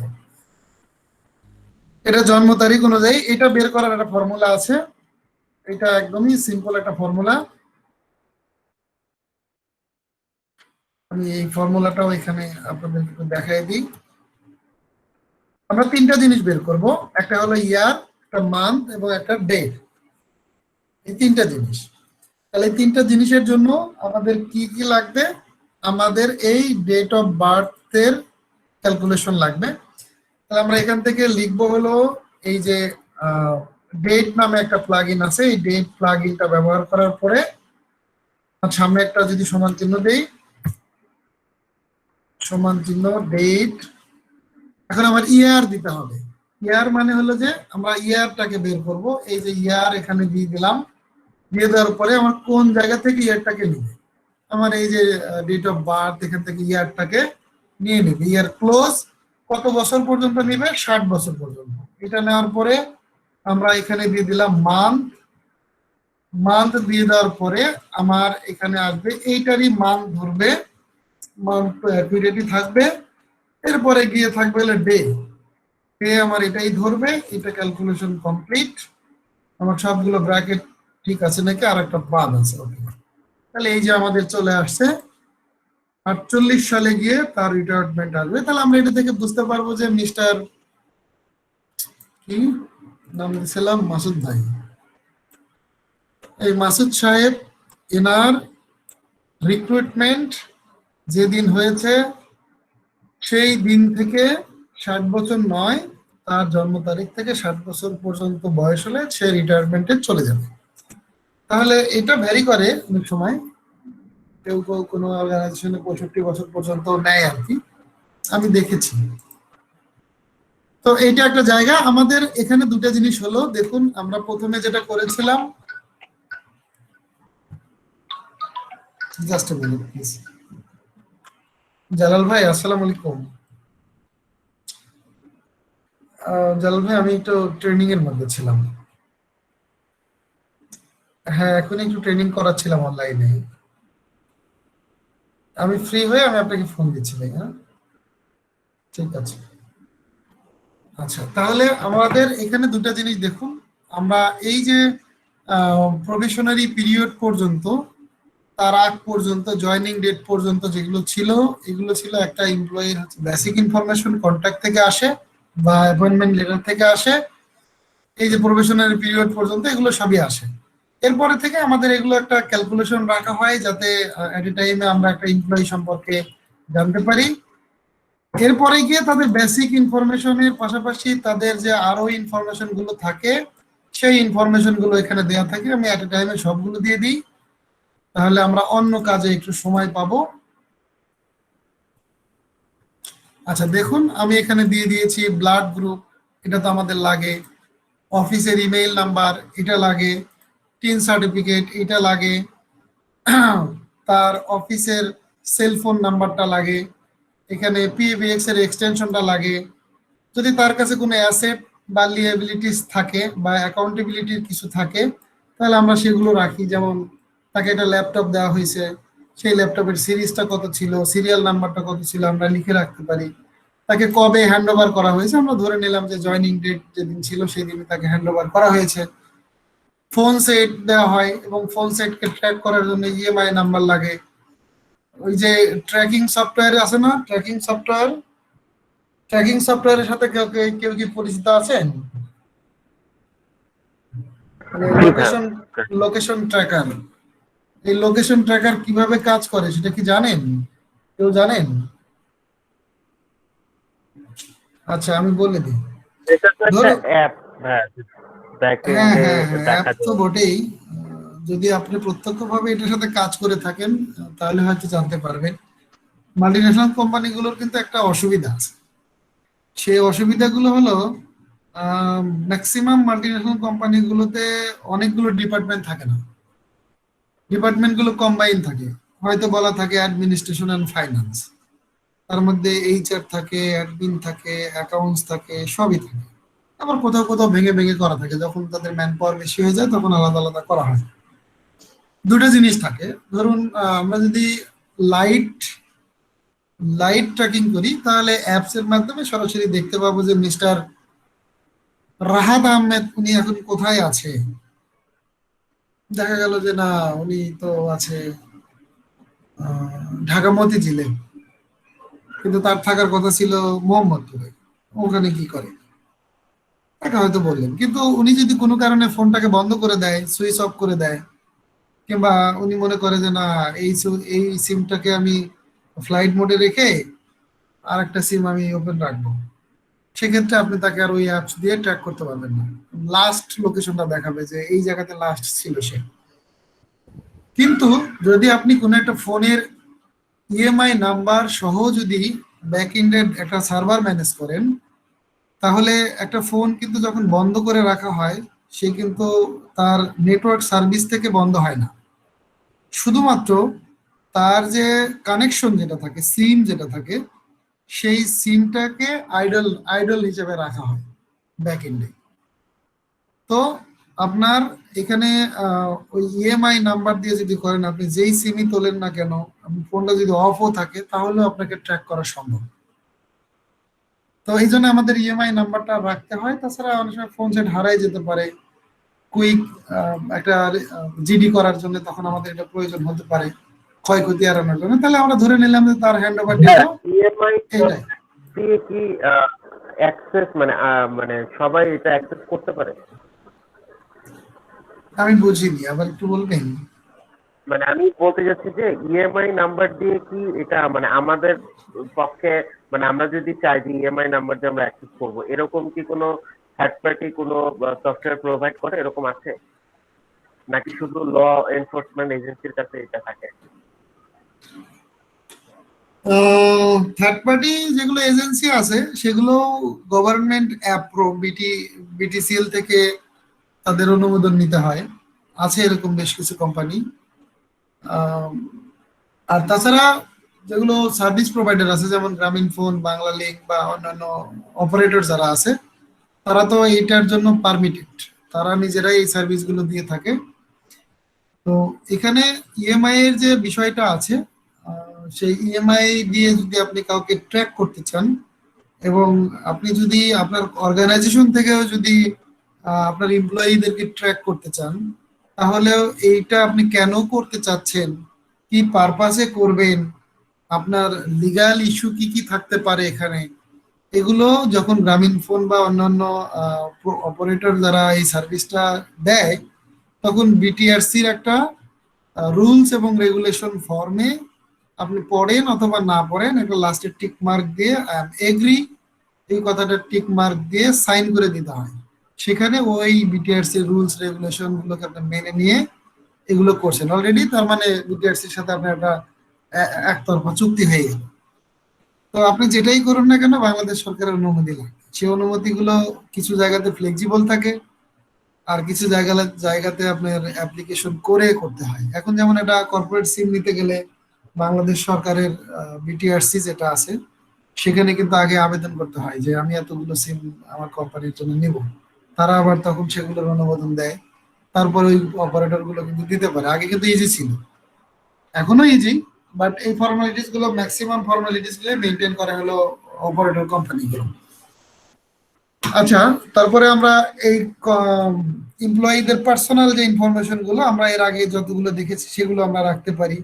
এই যে কন্ট্রাক্ট অ্যাড্রেস, তারপরে তার personal mobile number, alternative contract, সেটা ওয়াইফের হতে পারে বা বাড়ির বাবা মা অন্য কারো হতে পারে, personal email address, bank account number, তাকে তো টাকা দিবেন আপনি, সেই পার্সোনাল অ্যাকাউন্ট তো থাকে না, কর্পোরেট অ্যাকাউন্ট খুলে দেওয়া হয়, সেই কর্পোরেট অ্যাকাউন্ট গুলো আমরা এখানে ম্যানেজ করতে পারি। এখন প্রশ্ন হলো যে আমরা এই যে ইনফরমেশন গুলো এখানে রাখলাম, ধরুন আমাকে বললো যে এই যে মিস্টার বুলবুল 3625, এই আইডির ইনফরমেশন গুলো আমাকে একটু প্রিন্ট আউট করে দাও তো। যদি এটা করতে যাই তাহলে তো আমাদের মানে একটা বিশাল হ্যাসেল আমাদের সামনে দিয়ে যাবে। এইটা এত বড় একটা লম্বা একটা শীট, কিভাবে আমরা এটা প্রিন্ট আউট করবো, এটা একটা বিষয়, সেটাতে আমরা যাব। তার আগে আমরা একটু এখানে শেয়ার করি সবার সাথে যে এখানে আমরা যা দিয়েছি, আমার কাছে মনে হয়েছে যে এই ইনফরমেশন গুলো আমার জন্য প্রযোজ্য, আমার প্রয়োজন হতে পারে। তো সেই ক্ষেত্রে ওই যে রাহাত ভাইয়ের ফরেন এমপ্লয়ি আছে, তাহলে তার ফরেন এমপ্লয়ির জন্য তারও আরো 3টা 4টা এখানে কলাম হতে পারে। তো এখানে হয়তো কিছু বাদ পড়তে পারে যেগুলো আমি এখানে দেইনি, আমার কাছে মনে হয়েছে যে লাগবে না, অথবা আমার কাছে এটা মনে হয়েছে যে এটা ভুলে গেছি, বাদ পড়ে গেছে। তো সেই জায়গাগুলো আপনাদেরকে আপনাদের জায়গা থেকে যার যেখানে যে পারপাসটা থাকে সেইটাকে ফিল আপ করে নিতে হবে। এখন এটা নিয়ে কারো যদি কোনো কোশ্চেন না থাকে তাহলে আমি বুঝাবো যে কিভাবে এই পুরো ডাটাবেজের একজনের ইন্ডিভিজুয়াল ইনফরমেশন আমরা কি করতে পারি, প্রিন্ট আউট করতে পারি। কারো কোনো কোশ্চেন আছে কিনা?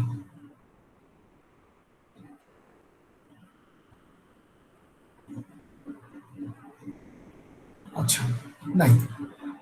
তাহলে আমরা এখান থেকে দুটা জিনিস করব, একটা হলো ম্যানুয়াল পদ্ধতি আর একটা অটোমেশন। অটোমেশনটা দেখি কতটুকু সময়ের মধ্যে শেষ করা যায়। তাহলে আমরা যদি এই জাকিরুল জহিরুল ভাই এনার যদি নিতে চাই, তাহলে আমরা এরকম একটা কপি করব, কপি করে এই যে একটা নেক্সট ট্যাব খুলবো, এখানে এসে আমরা এটাকে কি করব, রাইট বাটন ক্লিক দিব, পেস্ট স্পেশালে যাব, এখানে এসে আমরা এই যে ট্রান্সপোজ নামে একটা অপশন আছে, এখানে এসে ক্লিক দিব, দেখবেন যে এখানে সবগুলো আমার হরিজন্টালি থেকে ভার্টিক্যালি এটা হয়ে গেছে। তো আমরা এটার একটু এগুলো তুলে দিই। আপনারা হয়তো জানেন এগুলো, তারপর আমার মনে হচ্ছে যে একটু দেখাই দেওয়া দরকার, তাই দেখাই দিচ্ছি। আর কারো যদি জানা থাকে তাহলে তো হয়েই গেল আর কি।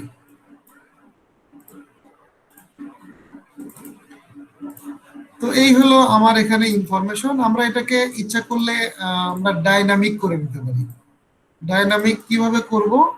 ডাইনামিক করার ক্ষেত্রে এটা এখন তো ফরম্যাট করছি না, এই ফরম্যাটটা আপনাদের মতো করে আগে একবার একটু সাজায় নেবেন। আমি এখানে একটা ফরম্যাট সাজায় রাখলাম।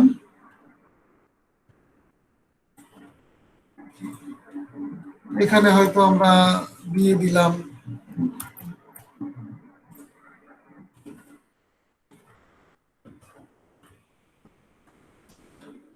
এখানকার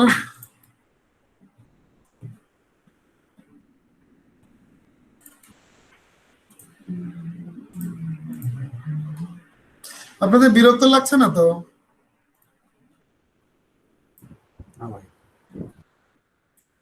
না, বিরক্ত লাগা কিন্তু ভালো। বিরক্ত লাগা মানে হলো যে আপনি মনোযোগ দিয়ে দেখছেন আর কি। হ্যাঁ হ্যাঁ,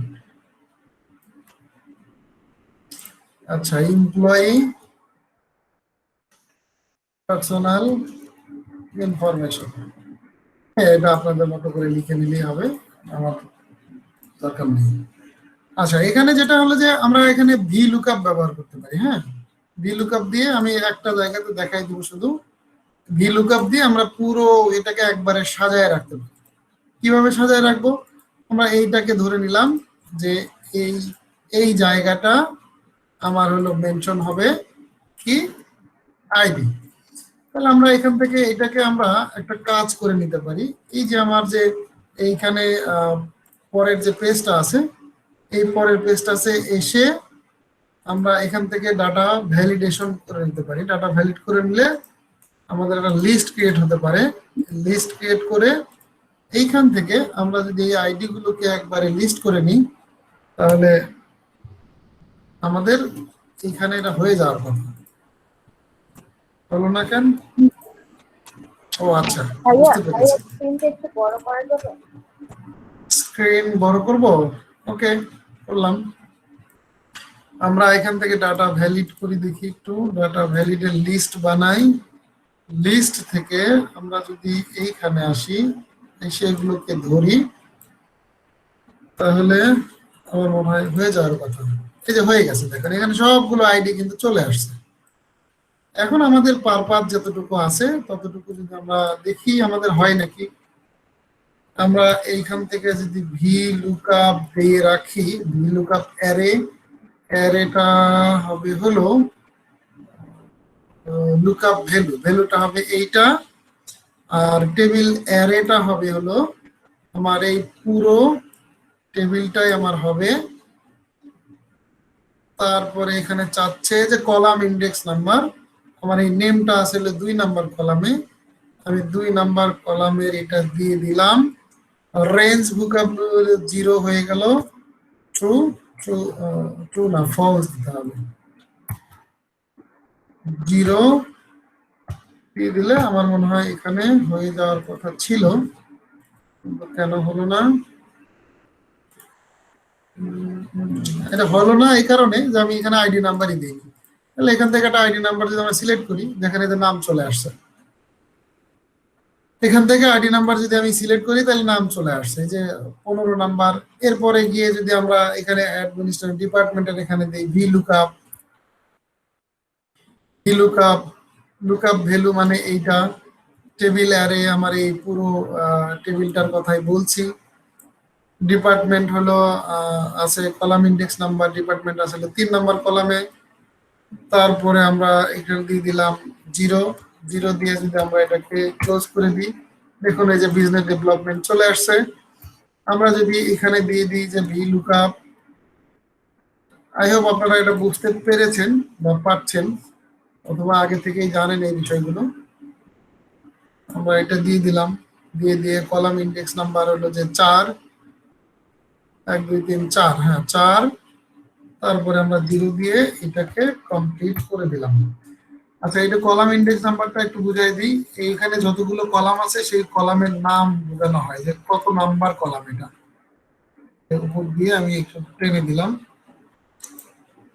ও মাই গড, 32টা কলাম হয়ে গেছে, আমি এতগুলো টানবো না।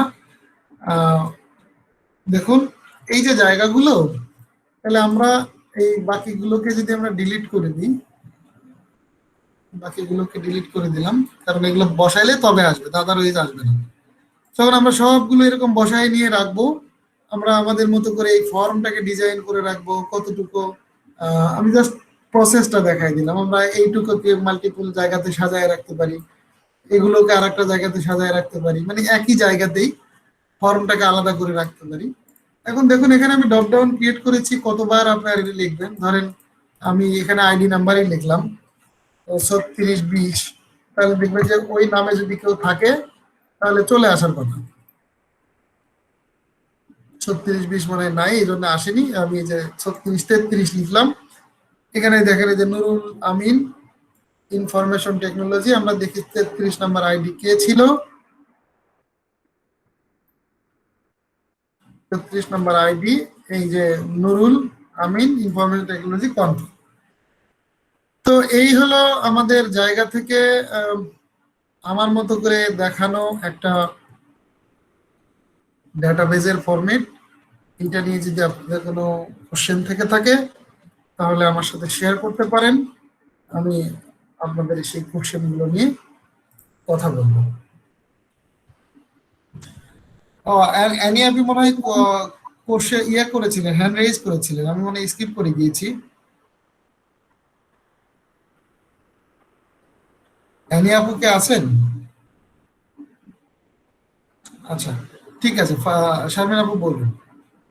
ভাইয়া আপনি তো এখানে পুরো টেবিলটা সিলেক্ট করেছেন না প্রতিবার। এখন আমার যখন এমপ্লয়ি বাড়বে তখন আমার কিন্তু টেবিলটাও লম্বা হতে থাকবে। সেক্ষেত্রে কি কি আমাকে প্রতিবার এমপ্লয়ি আপডেট করার সাথে সাথে সূত্রে গিয়ে টেবিলটা আপডেট করতে হবে? কেন সেটা করতে হবে কেন? আপনার এখানে কোন জায়গায় ডাটাবেস তো একটা নির্দিষ্ট ফরম্যাটের হয়। আপনার অর্গানাইজেশনে দেখবেন যে আগে থেকে একটা ডাটাবেস আছে, আপনার এই হেড কিন্তু চেঞ্জ হয় না। যদিও কোনো কারণে হয়, যদি কোনো কারণে আমি আবার একটু শেয়ার করি।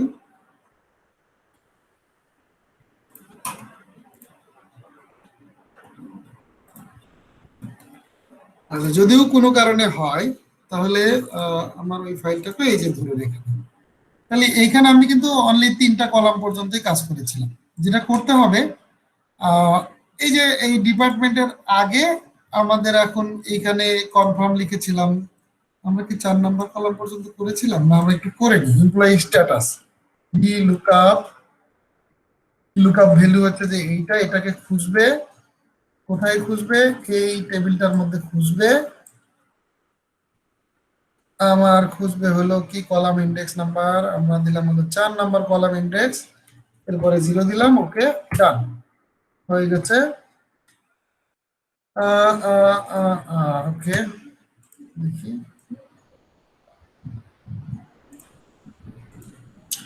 এখানে একটা কাজ করা যাবে। এই যে শীট যেটা আছে, শীট 1 এর এই টেবিলটাকে যদি আমরা এখানে ফিক্স করে দিই, ওকে 444 ডি, এবং এইটাকেও যদি আমরা ফিক্স করে দিই তাহলে থাকলো হলো 4 and 0। Okay fine. তাহলে আমরা এখানে টানলাম গ্র্যাজুয়ালি এটাকে কি হবে, সবগুলোতে কনফার্ম আসবে। এটাকে দিলাম আমি 5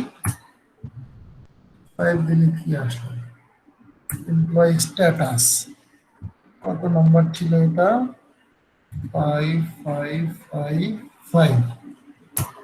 ওকে এমপ্লয়ি স্ট্যাটাসটা এটা ছিল না, এটা 4ই হবে।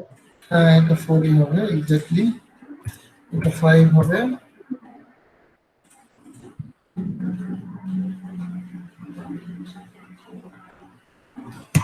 আচ্ছা, আমরা অন্যভাবে এটা অটো করতে হবে। অটো পরে দেখাই দিবনি। এটা VLOOKUP ভ্যালু, এখান থেকে যদি আমরা ভাই টেবিলটা আমার নিই, কোশ্চেন ছিল এখানে তো আমি 25 আমি রো আমি ওখানেই যাচ্ছি আপু, একটা মিনিট আমাকে একটু সময় দেন। কলাম ইন্ডেক্স নাম্বার হলো 5। ও দেখেছেন, আমি তাই তো বলি এটা হচ্ছে না কেন। এখানে আমরা যদি 5 দেই, 5, এখানে যদি আমরা 6 দেই, এখানে যদি 7 দেই, এখন আমরা এই পর্যন্তই রাখলাম ধরো। এখন আমার এই যে গ্রে, এখানে গিয়ে আমার একটা কলাম এখানে প্রয়োজন হতে পারে, যে এই 1, 2 এবং 3 এর মাঝখানে আমার একটা কলাম দরকার। আপনার তো কোশ্চেন এটাই ছিল, তাই তো? না না ভাইয়া, কলাম না, আমি রোটার কথা বলছিলাম। যে আমি প্রতিবার তো রো 25 পর্যন্ত নিচ্ছিলাম এখানে, এখন আমার নিচে আরো এমপ্লয়ি অ্যাড হলো 30, না 35, না, 40। সেক্ষেত্রে আপনি এটা ধরতে পারেন, এটা ধরতে পারেন। দেখুন আমি যে এখানে যেটা করেছি না, এই যে অংশটা টেবিল অ্যারে যেটা, তাহলে আপনি আমাকে এখান থেকে এইটা বাদ দিয়ে দেখি, VLOOKUP, ওকে, লুকআপ ভ্যালু টেবিল অ্যারেটাকে পুরোটাকে যদি আমরা এইটুকু ধরি, তারপরে এখানে আমরা বলছি যে কলাম ইন্ডেক্স নাম্বার, এখানে এটা কত নাম্বার ছিল আমরা যেটা নিয়ে কাজ করছি, 4 নাম্বার ছিল, 4 নাম্বার, তারপরে 0 দিলাম, ওকে দিলাম, এন্টার দিলাম। হ্যাঁ, এখন দেখুন আমার কিন্তু এই শীটের এখন যেটা হয়েছে, যে আমার এই পুরো ওয়ার্কশিটটা এখানে যতটুকু ছিল, এই পুরো ওয়ার্কশিটটাই কিন্তু আমার এই টেবিল অ্যারে হিসেবে নিয়ে নিয়েছে। সেক্ষেত্রে আপনার আর কিচ্ছু করতে হবে না, আপনাকে শুধু ইনপুট দিতে হবে। তবে এখানে যে ফরম্যাটটা আছে এই ফরম্যাটটাকে চেঞ্জ করা যাবে না। আমি ধরেছিলাম শুধু এইটুকু, যদি একই পেজের মধ্যে মাল্টিপল জায়গা থাকে, ধরেন আমার এখান থেকে অংশ কিছুটা আবার এই জায়গাতেও আছে, আবার হয়তো কিছুটা এখানেও আছে, সেই ক্ষেত্রে আমরা ওই যে ইন্ডিভিজুয়াল এরকম ধরে দিই যে এইটুকুর ভিতর থেকেই খুঁজবো। আর যখন আমার একটা পুরো শিটই থাকে, তখন আমরা এই যে একবারে কর্নারে ক্লিক দিয়ে পুরো শিটটাকে আমরা টেবিল অ্যারে হিসেবে সাজাই দিলাম। ধরুন আমার এখানে এখন দরকার, ধরেন এইটাকে আমরা যদি কপি করি, আমি কিন্তু এটা দিয়েছি এখানে, আমি একটু দিয়ে দিই আবার, VLOOKUP ভ্যালু টেবিল অ্যারে, মানে টেবিল এই পুরো টেবিলটা, তারপরে কলাম ইন্ডেক্স নাম্বার, এখানে হলো 2 নাম্বার কলাম, 0 দিয়ে আমরা এটা করে দিয়েছি। এর নাম হলো নুরুল আমিন। তা আমি যদি এখানে এই সেম নাম দিয়েই, মানে সেম নাম মানে আর একটা করি, এখানে দিলাম হলো 36, 26 নাম্বার, এখানে দিলাম হলো শাহিন রেজা দিয়ে দিলাম, এখানে দিয়ে দিলাম হচ্ছে যে কি দিয়ে দিলাম, মানে অফিস বেয়ারার দিয়ে দিলাম, হ্যাঁ, অফিস বেয়ারার বা পিয়ন দিয়ে দিলাম। দেখি আমার এইটাকে অটোমেটিক্যালি সে নেয় কিনা, মানে সেভ দিয়ে দিলাম। এটা কত ছিল, 36, তাহলে এখানে 36 কি নিয়ে নিয়েছে? নেয়নি। কেন নেয়নি জানেন? আমরা এই যে যখন আমরা এইটাকে করেছিলাম, এইখানে এই জায়গাটাতে আমাদের একবারে ডাটা ভ্যালিডেশনটা করে নিতে হবে। ডাটা ভ্যালিডেশনটা আমরা এই লিস্টে যখন আমরা করব, এখান থেকে গিয়ে এই পুরো ইয়েটা ধরে দিব, একবারে পুরোটাই ধরে দিলে তখন আমাদের এই লিস্টটার ভিতরে দেখাবে যে এই ব্লাঙ্ক থেকে শুরু করে যা আছে সবই দেখাবে এখানে আপনার। তাহলে আমরা এখান থেকে আরেকটা কাজ করতে পারি, এই ডাটা ভ্যালিডেশন থেকে আপনার এই লিস্টটা যতটুকু আছে, এই লিস্টটা এখান থেকে শুরু করতে পারি, শুরু করে আপনার যতটুকু পর্যন্ত ধারণা থাকতে পারে যে এতগুলো হবে, ততগুলো একবারে করে দিতে পারেন, দিয়ে আমরা এটাকে ক্লোজ করে দিতে পারি। তাহলে এই রেঞ্জের মধ্যে আপনার যতটুকু ইনফরমেশন থাকবে, হ্যাঁ, আমরা কন্ট্রোল হোম দিই, হোমে আসলাম, এখানে ধরেন আমি আরো কিছু নাম দিলাম, এটাকে 36 ছিল, 37 বানায়নি, নিয়ে আর একটু টেনে দিলাম, এটা টেনে দিলাম। আর এখান থেকে ধরেন আমি এগুলোকেই মনে করেন নাম মনে করলাম, সরি, এইগুলোকেই দিয়ে দিলাম। দেখতে খারাপ লাগতেছে। মিস্টার এক্স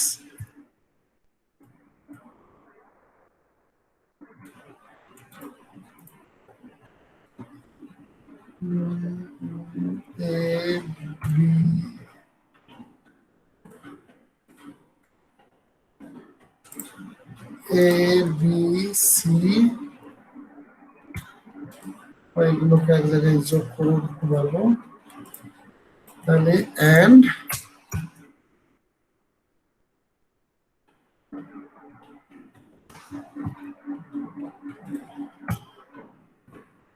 ওই জায়গায়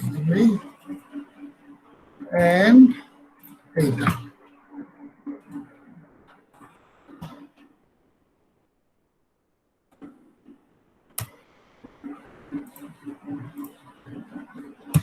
কি যে করি আর কি যে হয়। আচ্ছা এইটা গুণন এইটা, এরপরে এইটাকে যদি আমরা দিয়ে দিই, আচ্ছা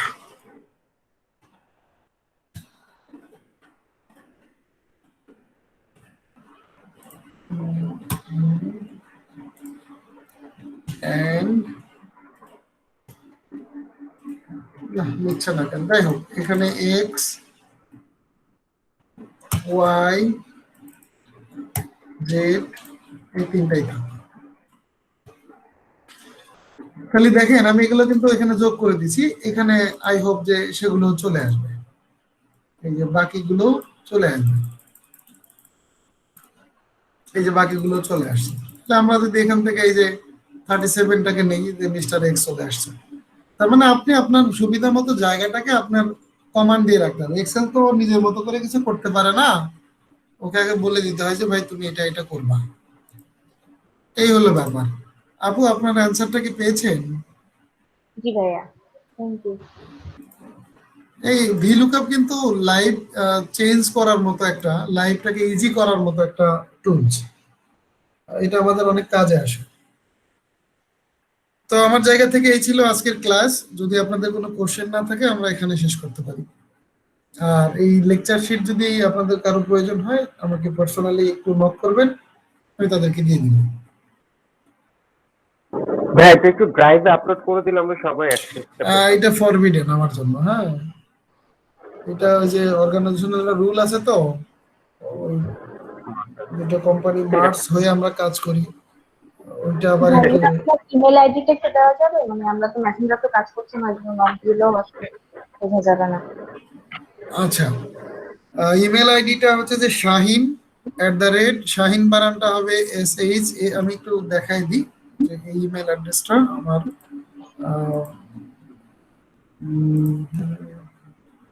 আচ্ছা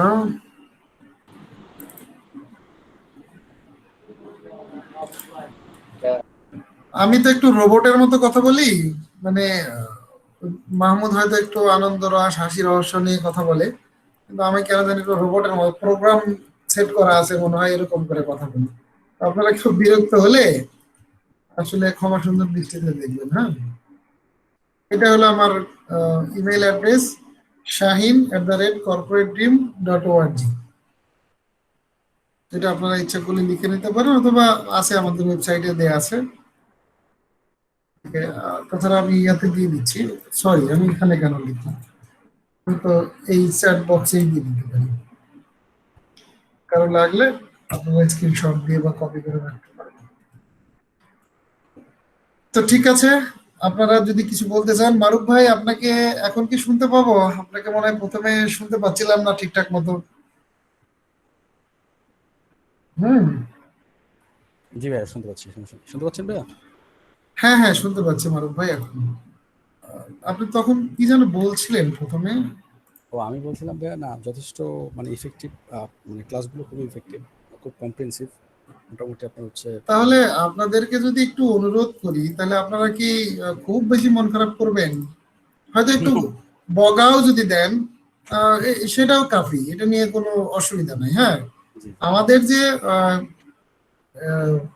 ফেসবুকের যে পেজ আছে, হ্যাঁ আমি সেই পেজ বুঝে একটা রিভিউর একটা জায়গা আছে, আমি দিছি ভাই। আমাদের এখানে কিন্তু দুটা পেজ, যেমন আমি হোল্ড করি হচ্ছে কর্পোরেট টিম, এটা সম্পূর্ণ আমার অর্গানাইজেশন।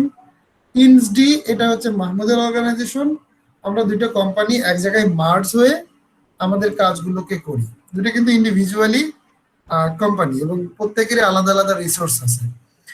তো সেই জায়গা থেকে আপনাদের মনে হয় খুব বেশি ক্ষতি হবে না যদি একটা করে একটু রিভিউ দেন। এটা আমাদের পক্ষে দেন অথবা বিপক্ষে দেন। পক্ষে দিলেও সেটা আমাদের কাজে আসবে, বিপক্ষে দিলেও সেখান থেকে আমাদের শেখা হবে, এই আর কি। আপনারা যদি চান আমি আপনাদেরকে একটা কবিতা শোনাতে পারি, যদি আপনাদের কারো আগ্রহের জায়গা একটু ভালো থাকে তাহলে একটা কবিতা আবৃত্তি করে শোনাতে পারি, যদিও গলা বসে গেছে।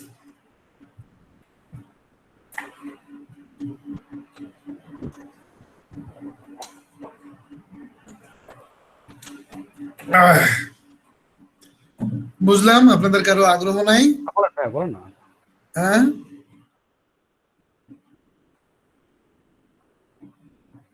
ভাইয়া শুরু করেন। আমি এটা শিখছি, মানে এটা এখনো কমপ্লিট হয়নি, জাস্ট আপনাদের কাছ থেকে রিভিউ নেওয়ার জন্য আমি একটু পড়ে শোনানোর চেষ্টা করছি। এটা একটা বুড়া আর বুড়ির একটা গল্প এবং বর্তমান সমাজের ছেলে মেয়েদের জায়গা থেকে তাদের রিভিউটা এখানে আছে আর কি। বুড়া বুড়ি অনেকক্ষণ কথা বলে গলা ভেঙে গেছে। আজকে 3টা ব্যাচের লেকচার দিতে দিতে গলা একবারে বসে গেছে। বুড়ি মরে গেল। বুড়োটা ভাঁজ হয়ে থাকা চামড়ার মাঝে ছোট্ট বসে যাওয়া চোখখানা দিয়ে দেখলো কিছু জল চোখের কোণ থেকে ঝরে পড়ল। লোক দেখানো শোক চলল কিছুদিন, তারপর যেন এক নাটকের সমাপ্তি ঘটল। তার ব্যবহৃত শাড়ি নিয়ে মেয়েদের ভাগাভাগি চলল।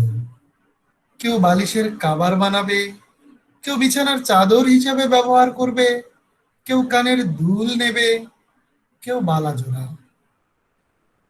যার যার নিজের সংসারে যেন একটা বোঝা নেমে গেল। বুড়ো একা বসে বসে দেখে তাদের কাণ্ড কারখানা। মনের বাজারে স্মৃতির দর কষাকষি করতে করতে সেটাও এক সময় বিক্রি হয়ে যায় মস্তিষ্কের কোনো এক ফাঁক ফোকরে। যে যার কাজে ব্যস্ত হয়ে যায়।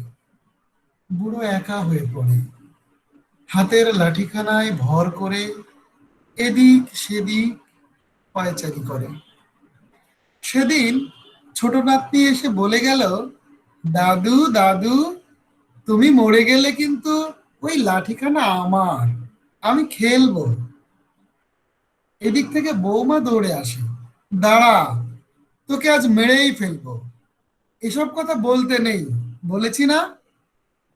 বুড়ো হাসে, যে বৌমার এমন শাসন সেও গোপনে প্রতিবেশীর কাছে গল্প করে বেড়ায়।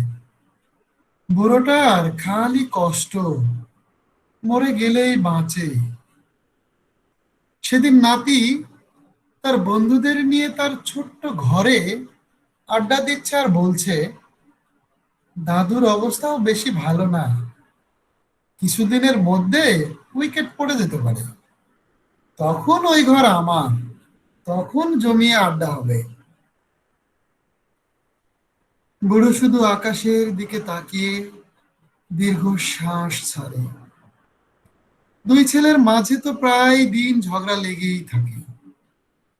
বুড়ো কার কাছে খাবে, কদিন খাবে, এই নিয়ে। বুড়োটা আজ কারো বাবা নয়, আজ কারো শ্বশুর নয়, কারো দাদুও নয়, সে আজ শুধুই এক বোঝা। আজ বুড়োর জন্মদিন। গত বছর বুড়িটা বেঁচে ছিল, তাও একটু পায়েস রেঁধে খাইয়েছিল। আজ সারাটা দিন গেল, কেউ কিছুই বলল না। কি বা বলবে? যার মৃত্যুর জন্য সকলে মুখিয়ে আছে, কি বা দরকার তাকে সেই জন্মের কথা মনে করিয়ে দেবার? অথচ কিছুদিন আগে কত লোক খাইয়ে নাতনির জন্মদিন পালন করা হলো। বুড়োর হিসাবটা জমা পড়ে আছে, কারণ তার মৃত্যুর পরেও তো অনেক মানুষকে খাওয়াতে হবে। সেখানেও দুই ভাইয়ের ঝগড়া হবে খরচ করা নিয়ে। বুড়িটার বেলাতেও তাই হয়েছিল। বুড়ো ভাবে, কিসের এ জীবন, তাদের জন্য এত কিছু। বুড়ো চশমাটা চোখ থেকে নামিয়ে একটু মুছে নেয়, কেমন যেন ঝাপসা হয়ে যাচ্ছে। আকাশের দিকে তাকিয়ে বুড়ো একটা দীর্ঘশ্বাস ছাড়ল। মনে মনে এটাই বলল, পৃথিবীর সমগ্র বাবা যেন বাবা হয়েই বাঁচে, বোঝা হয়ে নয়, বোঝা হয়ে নয়। ধন্যবাদ সবাইকে। ধন্যবাদ। খুব সুন্দর হয়েছে ভাইয়া, মাশাআল্লাহ। না, আমি শিখছি, শেখার চেষ্টা করছি একটু করে। আমাদের একটা গ্রুপ আছে, সেখানে মাঝে মাঝে একটু বসি, একটু চেষ্টা করি আর কি।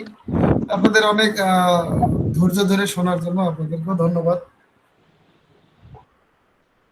প্যারেন্টসদের কথা মনে পড়ে বাবা, আব্বুর সাথে কি এখনই কথা বলবো? তো ঠিক আছে ভাই, ভালো থাকুন, আপনারা সুস্থ থাকুন। একটি সুন্দর সকালের প্রত্যাশায় শুভরাত্রি। ওকে, শুভরাত্রি।